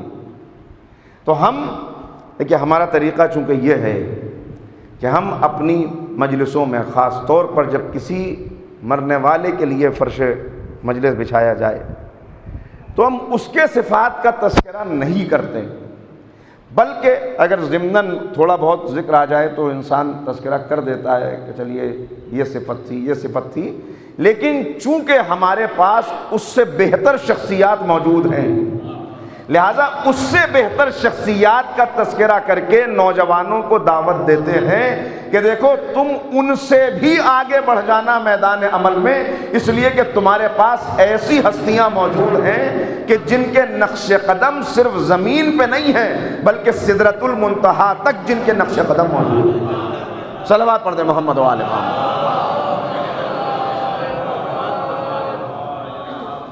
تو وہ کب پیدا ہوگی کیفیت؟ وہ اس وقت پیدا ہوگی کہ جب ایمان، میں نے عرض کیا کہ خون کے قطروں میں حل ہو جائے، جب ایمان اتر جائے، جب ایمان پہنچ جائے وہاں تک، اور اس کے بعد شخصیت بدل جاتی ہے، ترجیحات بدل جاتی ہیں، انسان کا انداز بدل جاتا ہے۔ جب یہ بات پیدا ہو جائے تو اب پھر دوسری بات پیدا ہوگی کہ اس کا اب ایمان آ گیا تو احترام میں وہاں تک بڑھ جائے انسان، احترام بات ضرور ہو، اس کی عزت کرو، اس نبی کی عزت کرنے والے۔ احترام کا مطلب کیا؟ احترام کا مطلب اب بہت ساری آیات ہیں قرآن حکیم کی جو احترام کے سلسلے میں ہے، لیکن مشہور ترین آیت جو آپ نے سنی ہے پیغمبر کے سلسلے میں، تو بس جلدی جلدی باتوں کو عرض کرتا ہوں میں یہاں پہ تاکہ بچوں کے ذہن بھی قریب آ جائیں جو بات میں پہنچانا چاہ رہا ہوں۔ احترام کے سلسلے میں بات کیا ہے؟ بہت ساری آیات ہیں، لیکن یا ایھا الذین آمنوا لا ترفعوا اصواتکم فوق صوت النبی، اے اہل ایمان اپنی آوازوں کو نبی کی آواز پر بلند نہ کرنا۔ یہ ہے گویا احترام کی پہلی منزل۔ آوازوں کو نبی کی آواز پر بلند کرنے کا کیا مطلب ہے؟ ذرا اس پر توجہ فرمائیں، کیا مطلب ہے آوازوں کو بلند کرنے؟ دیکھیے آج پیغمبر تو موجود نہیں ہے، تو اس قرآن کے حکم کے لیے کیا یہ کہہ دیا جائے کہ یہ صرف اسی دور کے لیے تھا، یا آج ہمارے لیے بھی یہ حکم ہے؟ اگر ہمارے لیے یہ حکم ہے تو قرآن کی یہ آیت میری زندگی میں کیسے اپلیکیبل ہے؟ میں کہاں اس کو لا سکتا ہوں کہ جہاں یہ کہا گیا کہ اپنی آوازوں کو نبی کی آواز پر بلند نہ کرنا؟ عزیزو بس جلدی سے اس بات کو عرض کر کے دیکھیے، بات یہ ہے انسان سب سے زیادہ عقل مند خود کو سمجھتا ہے، لہذا جب بھی کوئی گفتگو ہوتی ہے، تو میں پڑھ رہا تھا کسی نے لکھا کہ انگریزی زبان کا سب سے زیادہ selfish one letter word I should be respected, I should be loved, I should be given weightage، یعنی بس میں اپنے ہی حسن کا دیوانہ بنا پھرتا ہوں، میری بات ہے، میری بات کو مانا جانا چاہیے، میرا احترام ہونا چاہیے، میری معاشرے کے اندر کوئی عزت ہونی چاہیے، سب میری بات کو سنیں، جب میں کچھ کہوں تو سب خاموش ہو جائیں۔ نبی کی آواز پر اپنی آوازوں کو بلند نہ کرو، یہ ہماری زندگی میں بات کیسے آ سکتی ہے؟ عزیزو، بحث ہو رہی ہے، ہم کوئی بات کر رہے ہیں، میرا خیال یہ ہے، میں نے یہ سوچا ہے، میرا علم یہ ہے، میری تحقیق یہ ہے، اور یہ سب کہتے ہوئے کہیں سے کوئی آواز آئے کہ آپ یہ بات کہہ رہے ہیں مگر اس سلسلے میں نبی کا حکم یہ ہے، پیغمبر کا فرمان یہ ہے۔ اگر اب بھی میں یہ کہتا ہوں کہ میرا خیال یہ ہے تو یہی نبی کی آواز پر اپنی آواز کو بلند کرنا ہے۔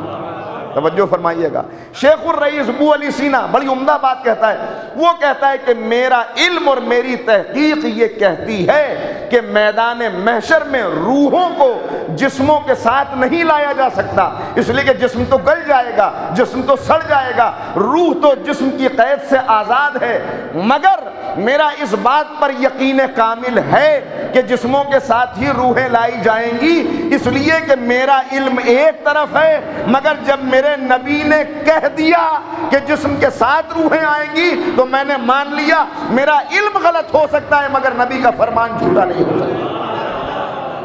یہ ہے آوازوں پر آواز کو بلند نہ کرنا۔ ایک صلوات پڑھیں تو عرض کرتا ہوں آپ کے خدمت۔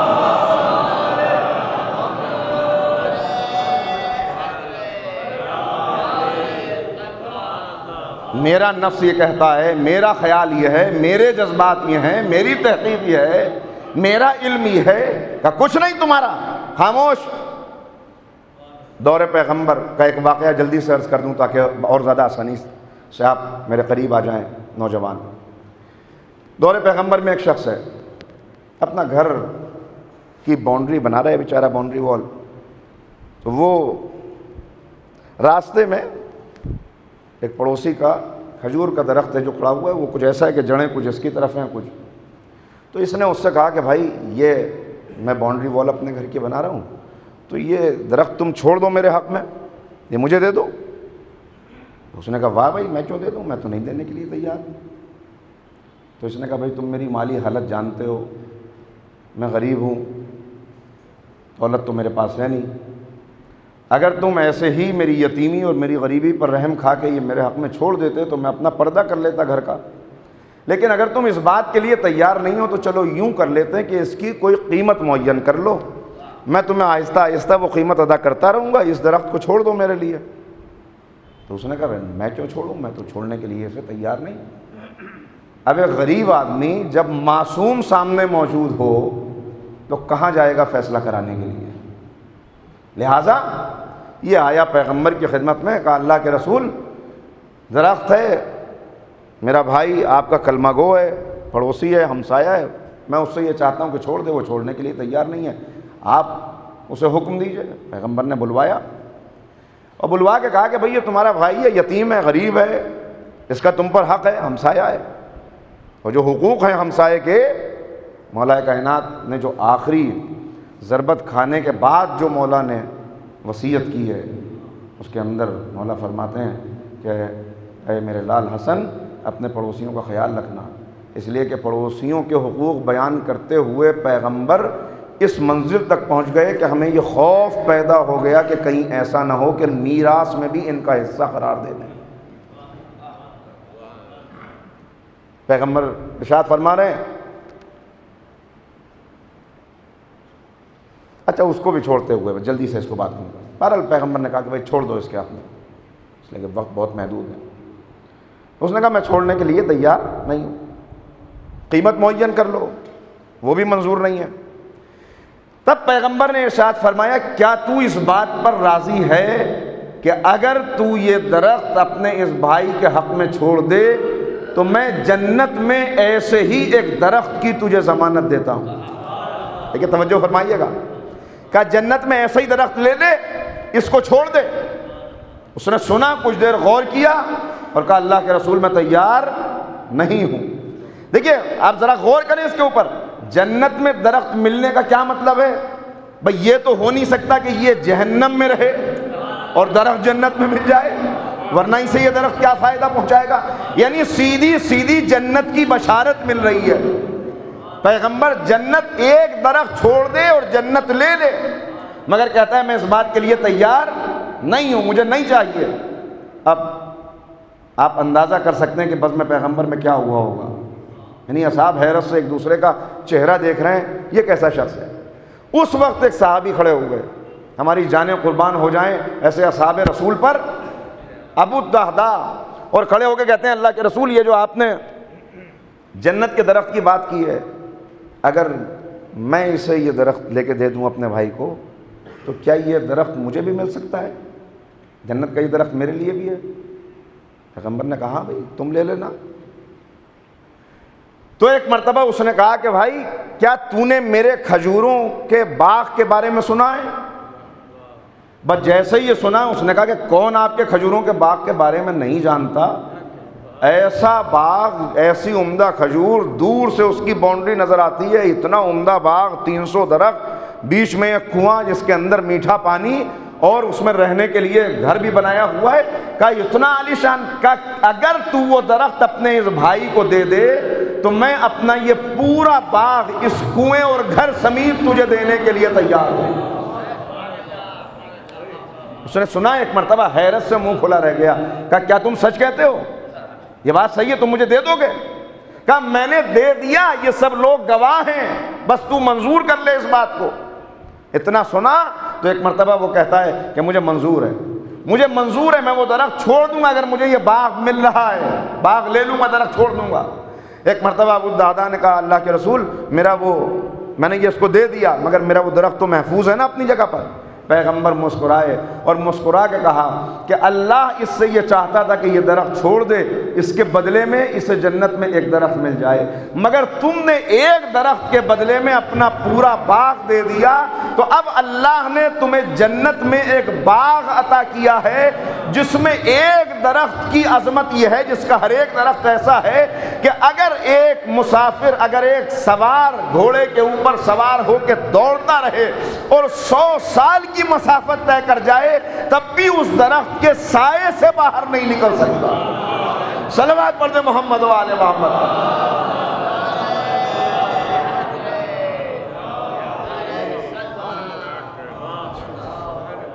اب عزیزو یہ جو بات ہوئی, یہ جو درخت ملا, اس درخت کے بدلے میں جو انعام ملا, جو جنت ملی, تو جناب ابو الدہداء سے رہا نہیں گیا, جوش کے عالم میں اسی طرح سے نکلے بزم پیغمبر سے, دوڑتے ہوئے اپنے گھر پہنچے تو گھر میں داخل ہونے کا انتظار بھی نہیں کیا, بلکہ باہر ہی سے پکار کے اپنی زوجہ سے کہا کہ سنتی ہو, اب جو بھی اس وقت طریقہ رہا ہو سنو.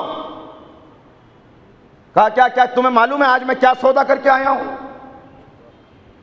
تو اس نے کہا ابو الدہداء مجھے معلوم ہے کہ تم ایک بہت اچھے تاجر ہو, اچھے بزنس مین ہو, تم نے کوئی اچھا سودا کیا ہوگا. کہا نہیں سن تو لو میں نے کیا سودا کیا ہے. اور اس کے بعد ابو الدہداء نے بیان کیا کہ دیکھو آج میں نے اپنا پورا باغ ایک درخت کے بدلے میں دے دیا.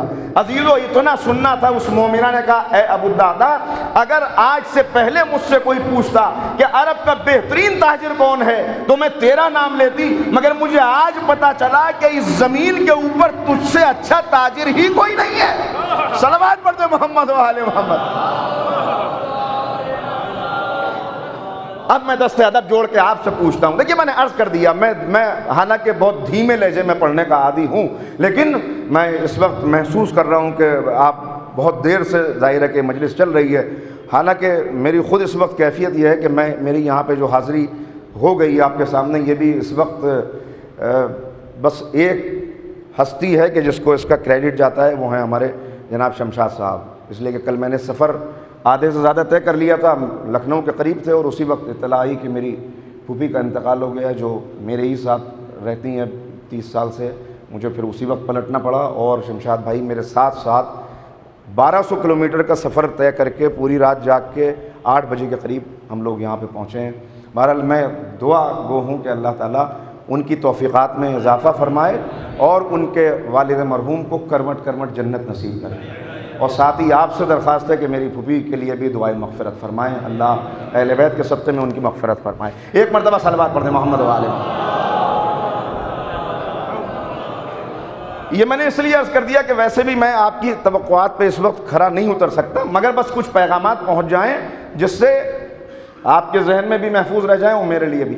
میں پہلے آپ سے ایک سوال کرتا ہوں, مجھے یہ بتائیے, ہر ایک اپنے بارے میں جانتا ہے, کوئی کسی کے دوسرے کے بارے میں کمنٹ کرنے کا حق نہیں رکھتا, لیکن آج اگر کوئی ایک مومن ایسا سودا کر کے آئے اور گھر آ کے اپنی زوجہ کو بتائے کہ میں نے یہ سودا کر لیا, تو زوجہ کا رد عمل کیا ہوگا؟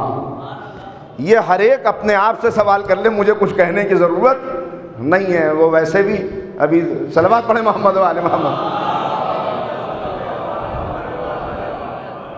عزیزو, اسی لیے یہ کہا گیا والمؤمنون والمؤمنات بعضهم اولیاء بعض یامرون بالمعروف وینہون عن المنکر. مومن مرد اور مومن عورتیں یہ رفیق ہیں, سپورٹر ہیں ایک دوسرے کے, اس لیے کہ ایک معاشرہ, ایک فعال معاشرہ, ایک اسلامی معاشرہ, ایک قرآنی معاشرہ, ایک انسانی معاشرہ اس وقت تک وجود میں آ ہی نہیں سکتا جب تک مرد اور عورت دونوں کی فکر ایک نہ ہو. جب ان کی فکر اسلامی ہوگی تب ایک ایسا معاشرہ وجود میں آئے گا. یہ جملہ شاید پہلے بھی کہا ہو مگر پھر دہراتا ہوں, دو آغوشیں ہیں اس دنیا کے اندر, ایک آغوش کا نام ہے ماں, ایک آغوش کا نام ہے معاشرہ. جب ماں کی آغوش اسلامی ہوگی تو زندہ کردار پیدا ہوگا, جب معاشرہ اسلامی ہوگا تو زندہ قوم پیدا ہوگی.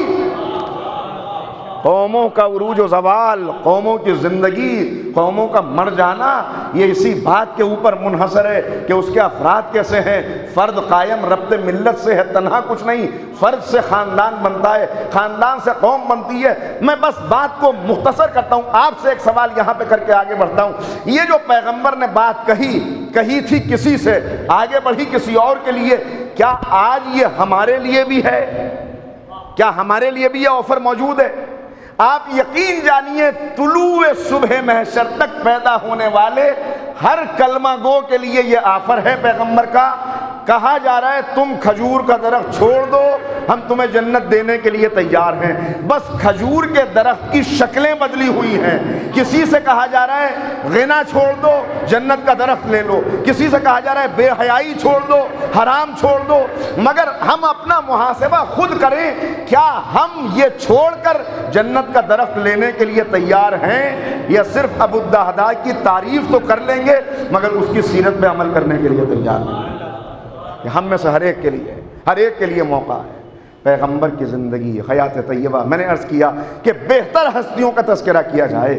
بہتر ہستیوں کا صرف تذکرہ نہیں بلکہ تذکرہ ہم کیا کریں گے. پروفیسر ایم این رائے 1920 وہ پیغمبر کا ذکر کرتے ہوئے لیکچر ہے اس کا, جس میں وہ کہتا ہے کہ انسانی تاریخ میں اگر کسی نے سب سے عظیم انقلاب پیدا کیا ہے تو وہ محمد عربی نے پیدا کیا, کہ جہاں ذہنوں میں انقلاب. صلوات پڑھیں محمد و آل محمد. ذہنوں میں انقلاب آ جائے, شخصیتوں میں انقلاب آ جائے, ترجیحات بدل جائیں, انسان کے شب و روز تبدیل ہو جائیں. وہ قوم کے جو کچھ جانتی نہ ہو, وہ افراد جن کو قدم قدم پہ ٹوکا جا رہا ہو, جن کو روکا جا رہا ہو, جن کو یہ تک باتیں بتائی جا رہی ہوں کہ بھائی کسی کے گھر میں جایا کرو تو یوں دیواریں نکودا کرو, دستک دے لیا کرو, آواز دے لیا کرو, یہ کوئی طریقہ نہیں ہے. جن سے یہ کہا جا رہا ہو کہ بھائی مسجد میں آیا کرو تو جمعے نہا لیا کرو, جن سے یہ کہا جا رہا ہو کہ جن کو یہ ٹوکا جا رہا ہے, یہ کہا جا رہا ہے, کیا یہ پیغمبر کی تبلیغ کا معجزہ نہیں ہے کہ انہیں اتنا بلند کیا کہ آج دنیا صحابی کہہ کے انہیں سلام کر رہی ہے؟ معجزہ ہے پیغمبر کی تبلیغ کا. لیکن میں نے عرض کیا کہ اس کا حصہ ہمیں کہاں تک پہنچا, اس پر غور کرنا ہے. ایم این رائے تو جانتا ہے, ارے مائیکل ہارٹ سے خود اس بات کو کہتا ہے کہ میرے بہت سے پڑھنے والوں کو حیرت ہوگی کہ میں نے جو 100 انسانوں کی فہرست بنائی ہے اس میں سر فہرست پیغمبر کا نام کیوں رکھا, محمد کا نام کیوں رکھا. وہ اس کی وجہ بتاتا ہے کہ میں نے ایسا کیوں کیا. کہتا ہے بیان کرتے ہوئے, Muhammad was only man in history, پوری ہسٹری کے اندر, who was supremely successful in both religious and secular fields, کہ جنہوں نے, اس سے پہلے خطبات تو موجود تھے, اس سے پہلے باتیں تو آتی تھیں, لیکن خدمت خلق کا جذبہ موجود ہونے کے باوجود, خدمت خلق کے سربرس ہونے کے باوجود, وہ قوم پیدا کرنے میں زمین کے اوپر انبیاء کامیاب نہیں ہو سکے. بہت مختصر وقت کے لیے کچھ افراد کو پیدا, اس کے بعد ان کے ہٹتے ہی وہ بدل گئے. اور پھر انسانیت پیچھے کی طرف جانے لگی۔ کیوں؟ اس لیے کہ میں نے جو شروع میں عرض کیا کہ ایک مادی زندگی ہے، ایک معنوی زندگی ہے۔ اگر معنوی زندگی کامیاب ہے تو اس سے کوئی فرق نہیں پڑتا کہ انسان اپنی مادی زندگی میں کامیاب ہے یا ناکام ہو گیا۔ اگر اللہ راضی ہو جائے تو پھر تخت ملے یا تختہ دار ملے، انسان کی کامیابی طے ہے۔ معنوی زندگی کامیاب ہو جائے نہیں، آپ بیدار بھی ہو جائیں اور بات بھی پہنچ جائے۔ اس لیے عرض کر دوں، مادی زندگی اپنی قبروں میں کیڑوں کی غذا بن جاتی ہے، معنوی زندگی سر کٹنے کے بعد بھی نو کے نیزہ سے تلاوت قرآن کر کے بتاتی ہے کہ مارا نہیں جا سکتا۔ معنوی زندگی باقی رہتی ہے، ہمیشہ باقی رہتی ہے، مگر معنوی زندگی میں نے عرض کیا آسان نہیں ہے، چونکہ یہ پیٹ لگا ہوا ہے۔ ہم کہہ بھی دیتے ہیں کیا کریں، پاپی پیٹ کا سوال ہے۔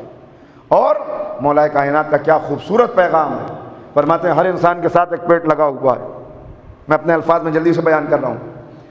جب یہ خالی ہوتا ہے تو کہتا ہے مجھے بھر ورنہ تجھے ذلیل کر دوں گا، جب یہ بھرا ہوا ہوتا ہے تو کہتا ہے مجھے خالی کر ورنہ تجھے ذلیل کر دوں گا۔ اور جس انسان کے سامنے معنوی زندگی نہیں ہوتی، اب نتیجہ آپ نکال لیں، اس کی پوری زندگی اسے بھرنے اور خالی کرنے میں ہی گزر جاتی ہے۔ صلوات پڑھ لیں محمد و آل محمد۔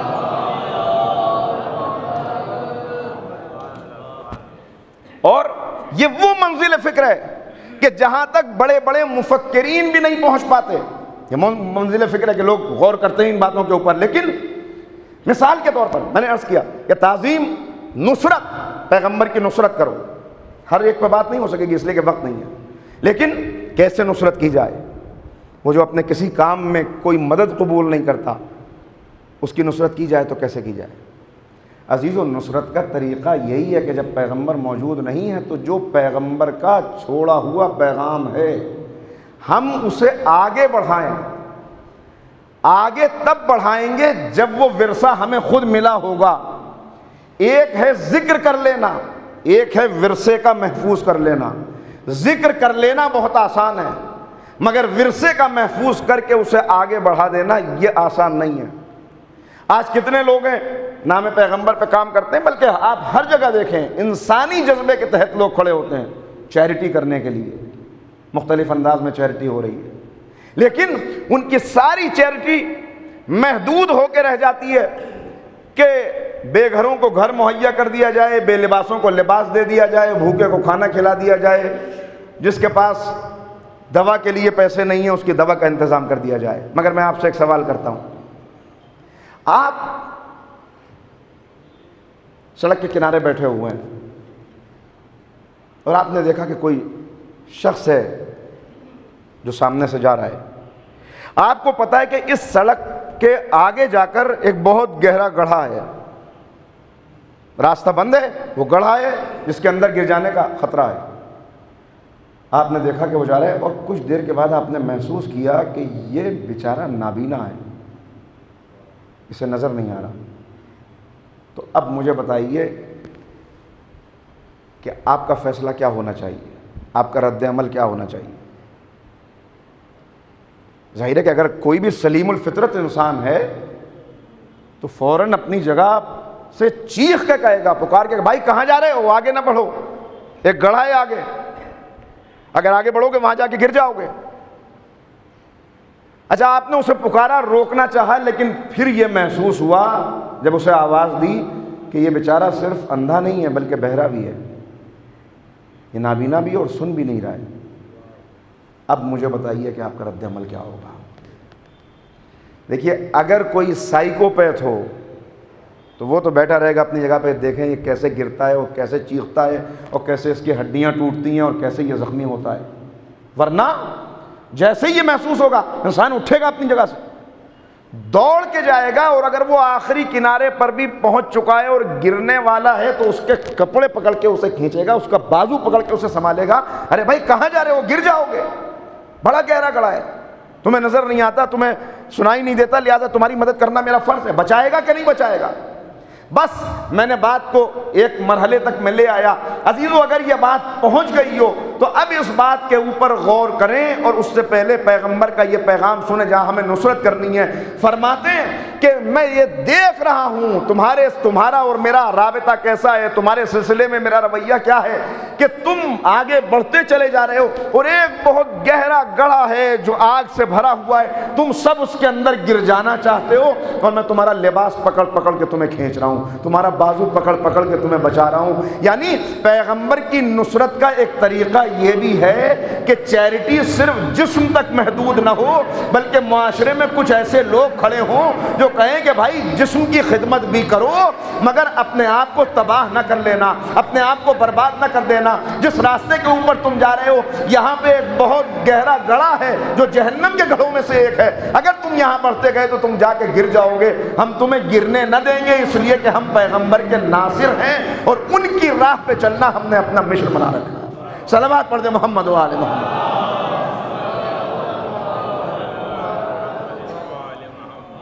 تو چیریٹی کے تصور کو بھی ہم نے محدود کر دیا، لیکن جہاں پر بھی چونکہ جب تک یہ پیش نظر نہ رہے کہ زندگی محدود نہیں ہے، معنوی زندگی بھی ہے جو اصل ہدف ہے۔ یاد رکھیے عزیزو، ہم کسی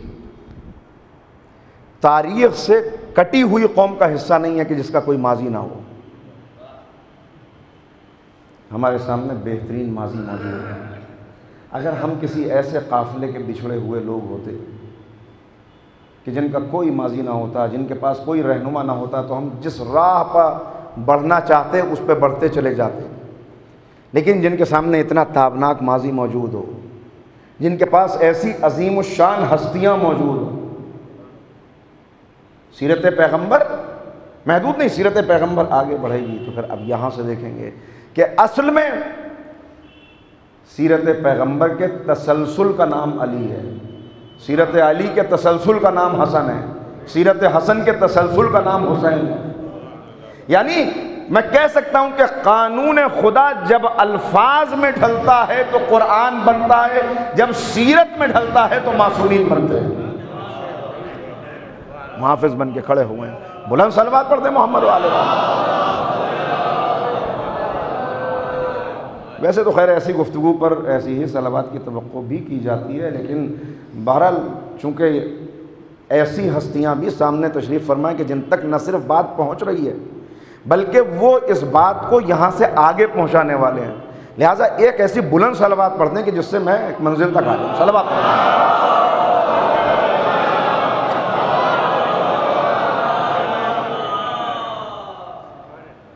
بس عزیزو، نصرت، احترام اور اتباع کا حق ادا ہو جائے گا۔ الذین یتبعون الرسول النبی الامی، وہ حق ادا ہو جائے گا کب؟ کہ جب اس نور کی بھی پیروی کی جائے جو نور اس پیغمبر کے ساتھ نازل ہوا ہے۔ حضرت ابو ذر کہتے ہیں کہ پیغمبر نے مجھ سے ارشاد فرمایا کہ اے ابو ذر، اگر تم دیکھو کہ ساری دنیا ایک راستے پر جا رہی ہے اور تنہا علی دوسرے راستے پر جا رہا ہے تو سب کو چھوڑ دینا، علی کے ساتھ ہو جانا، اس لیے کہ علی تمہیں دائرہ حق سے نکلنے نہیں دیں گے۔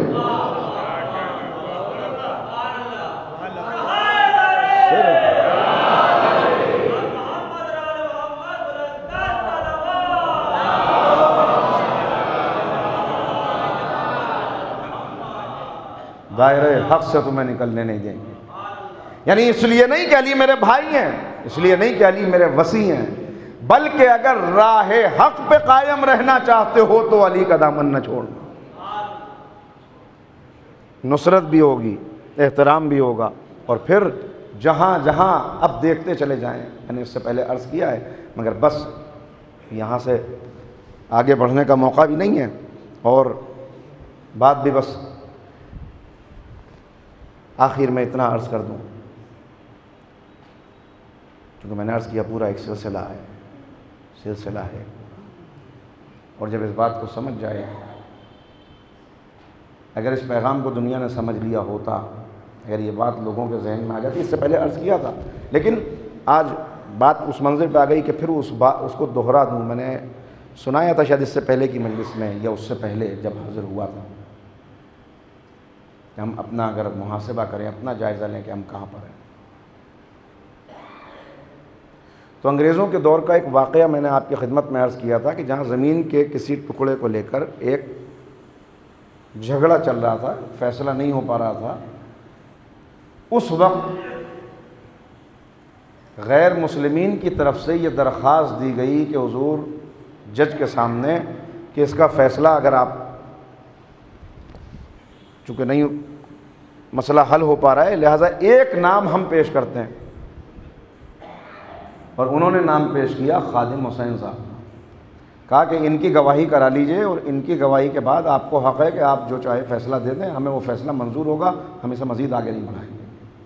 بات طے ہو گئی۔ جیسے ہی یہ خبر مسلمانوں کو معلوم ہوئی کہ خادم حسین صاحب کی گواہی پر فیصلہ موقوف ہے، تو گویا رات شب برات ہو گئی، مٹھائیاں تقسیم ہو رہی ہیں، مبارکبادیں دی جا رہی ہیں، ارے صاحب اب تو ہمارے حق میں فیصلہ ہو جائے گا، اس لیے کہ اب ان کی گواہی ہونی ہے اور بس۔ وہ وقت آیا، خادم حسین گواہی دینے کے لیے پہنچے۔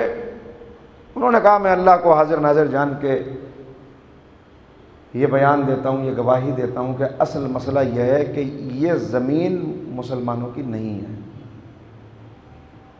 یہ ہے تو غیر مسلم بھائیوں کی، مگر یہ کہ قبضہ ان کا ہے۔ اب آپ اندازہ کر سکتے ہیں، میں نے مختصر کیا بات کو، کہ کیا ہوا ہوگا عدالت کے اندر۔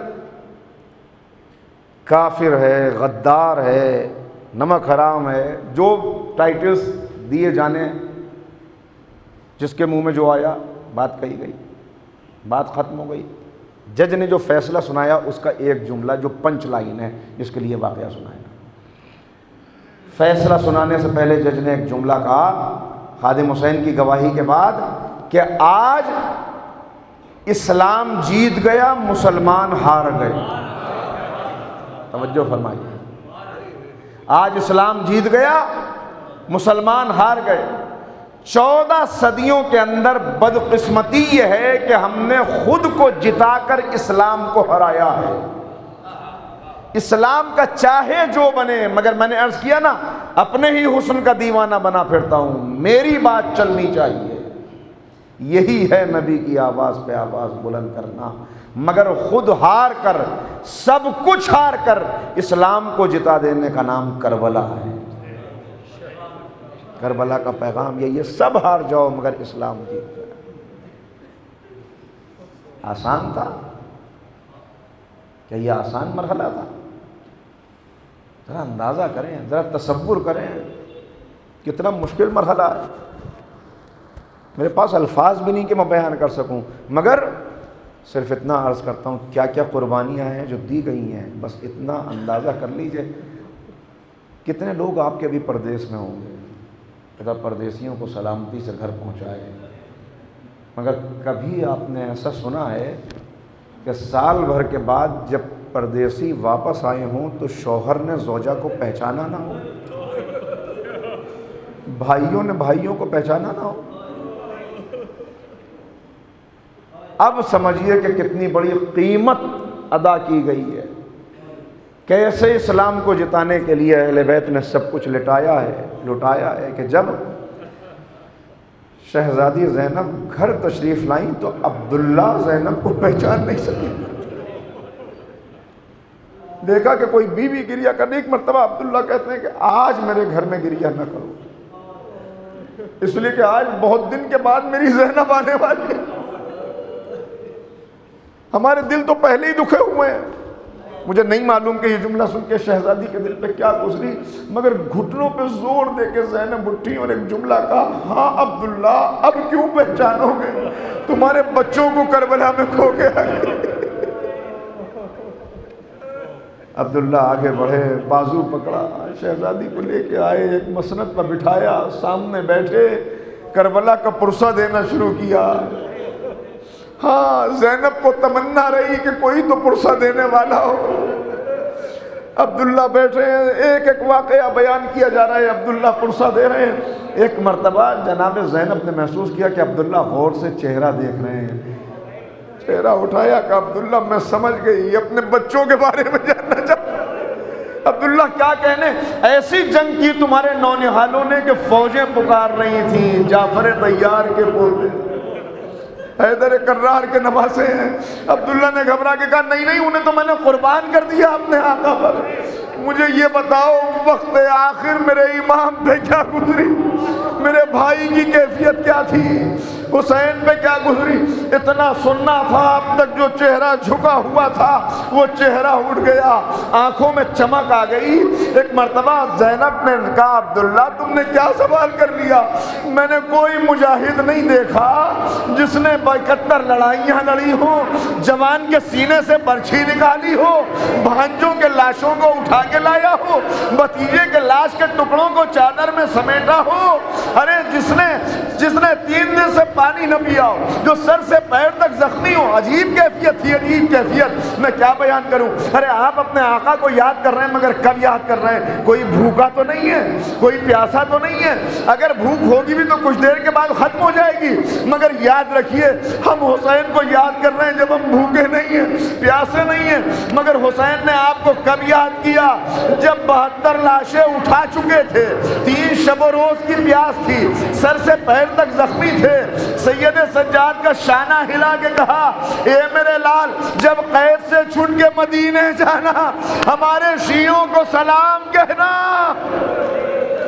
ہاں آزادارو، ارے اگر کوئی حسین کے سلام کی عظمت سمجھ جائے، اپنے آپ کو شیعہ کہنے لگے گا اے آقا آپ نے سلام کہلایا تھا، مولا اتنا بڑا مجمع سلام کرنے کے لیے حاضر ہے۔ ہاں شہزادی بیان کر رہی ہیں، سر سے پیر تک زخمی، لاشیں اٹھائے ہوئے، دل پہ صدمے لیے ہوئے، مگر میں نے نہیں دیکھا کہ چہرہ ایسا کھلا ہوا ہو کہ جیسا بھائی کا چہرہ کھلا ہوا تھا۔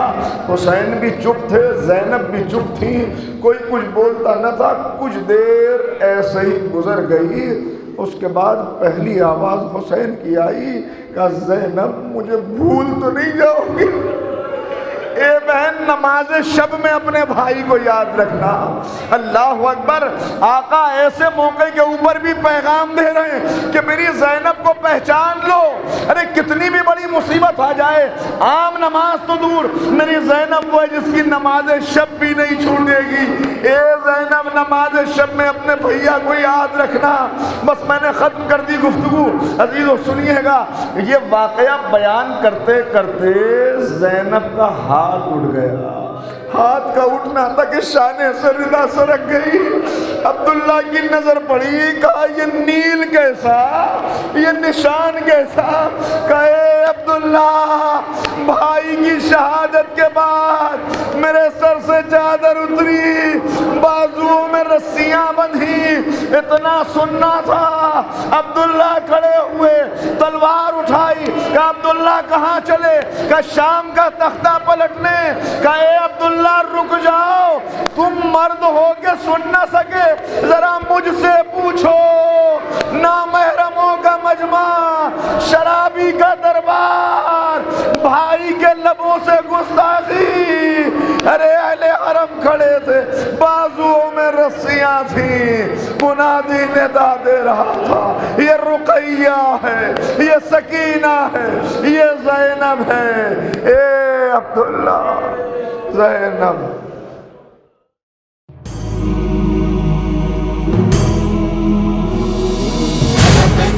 حسيني طفل حسيني هذه كربلاء علم في يميني هذه كربلاء علم في يميني أنا طفل حسيني أنا طفل حسيني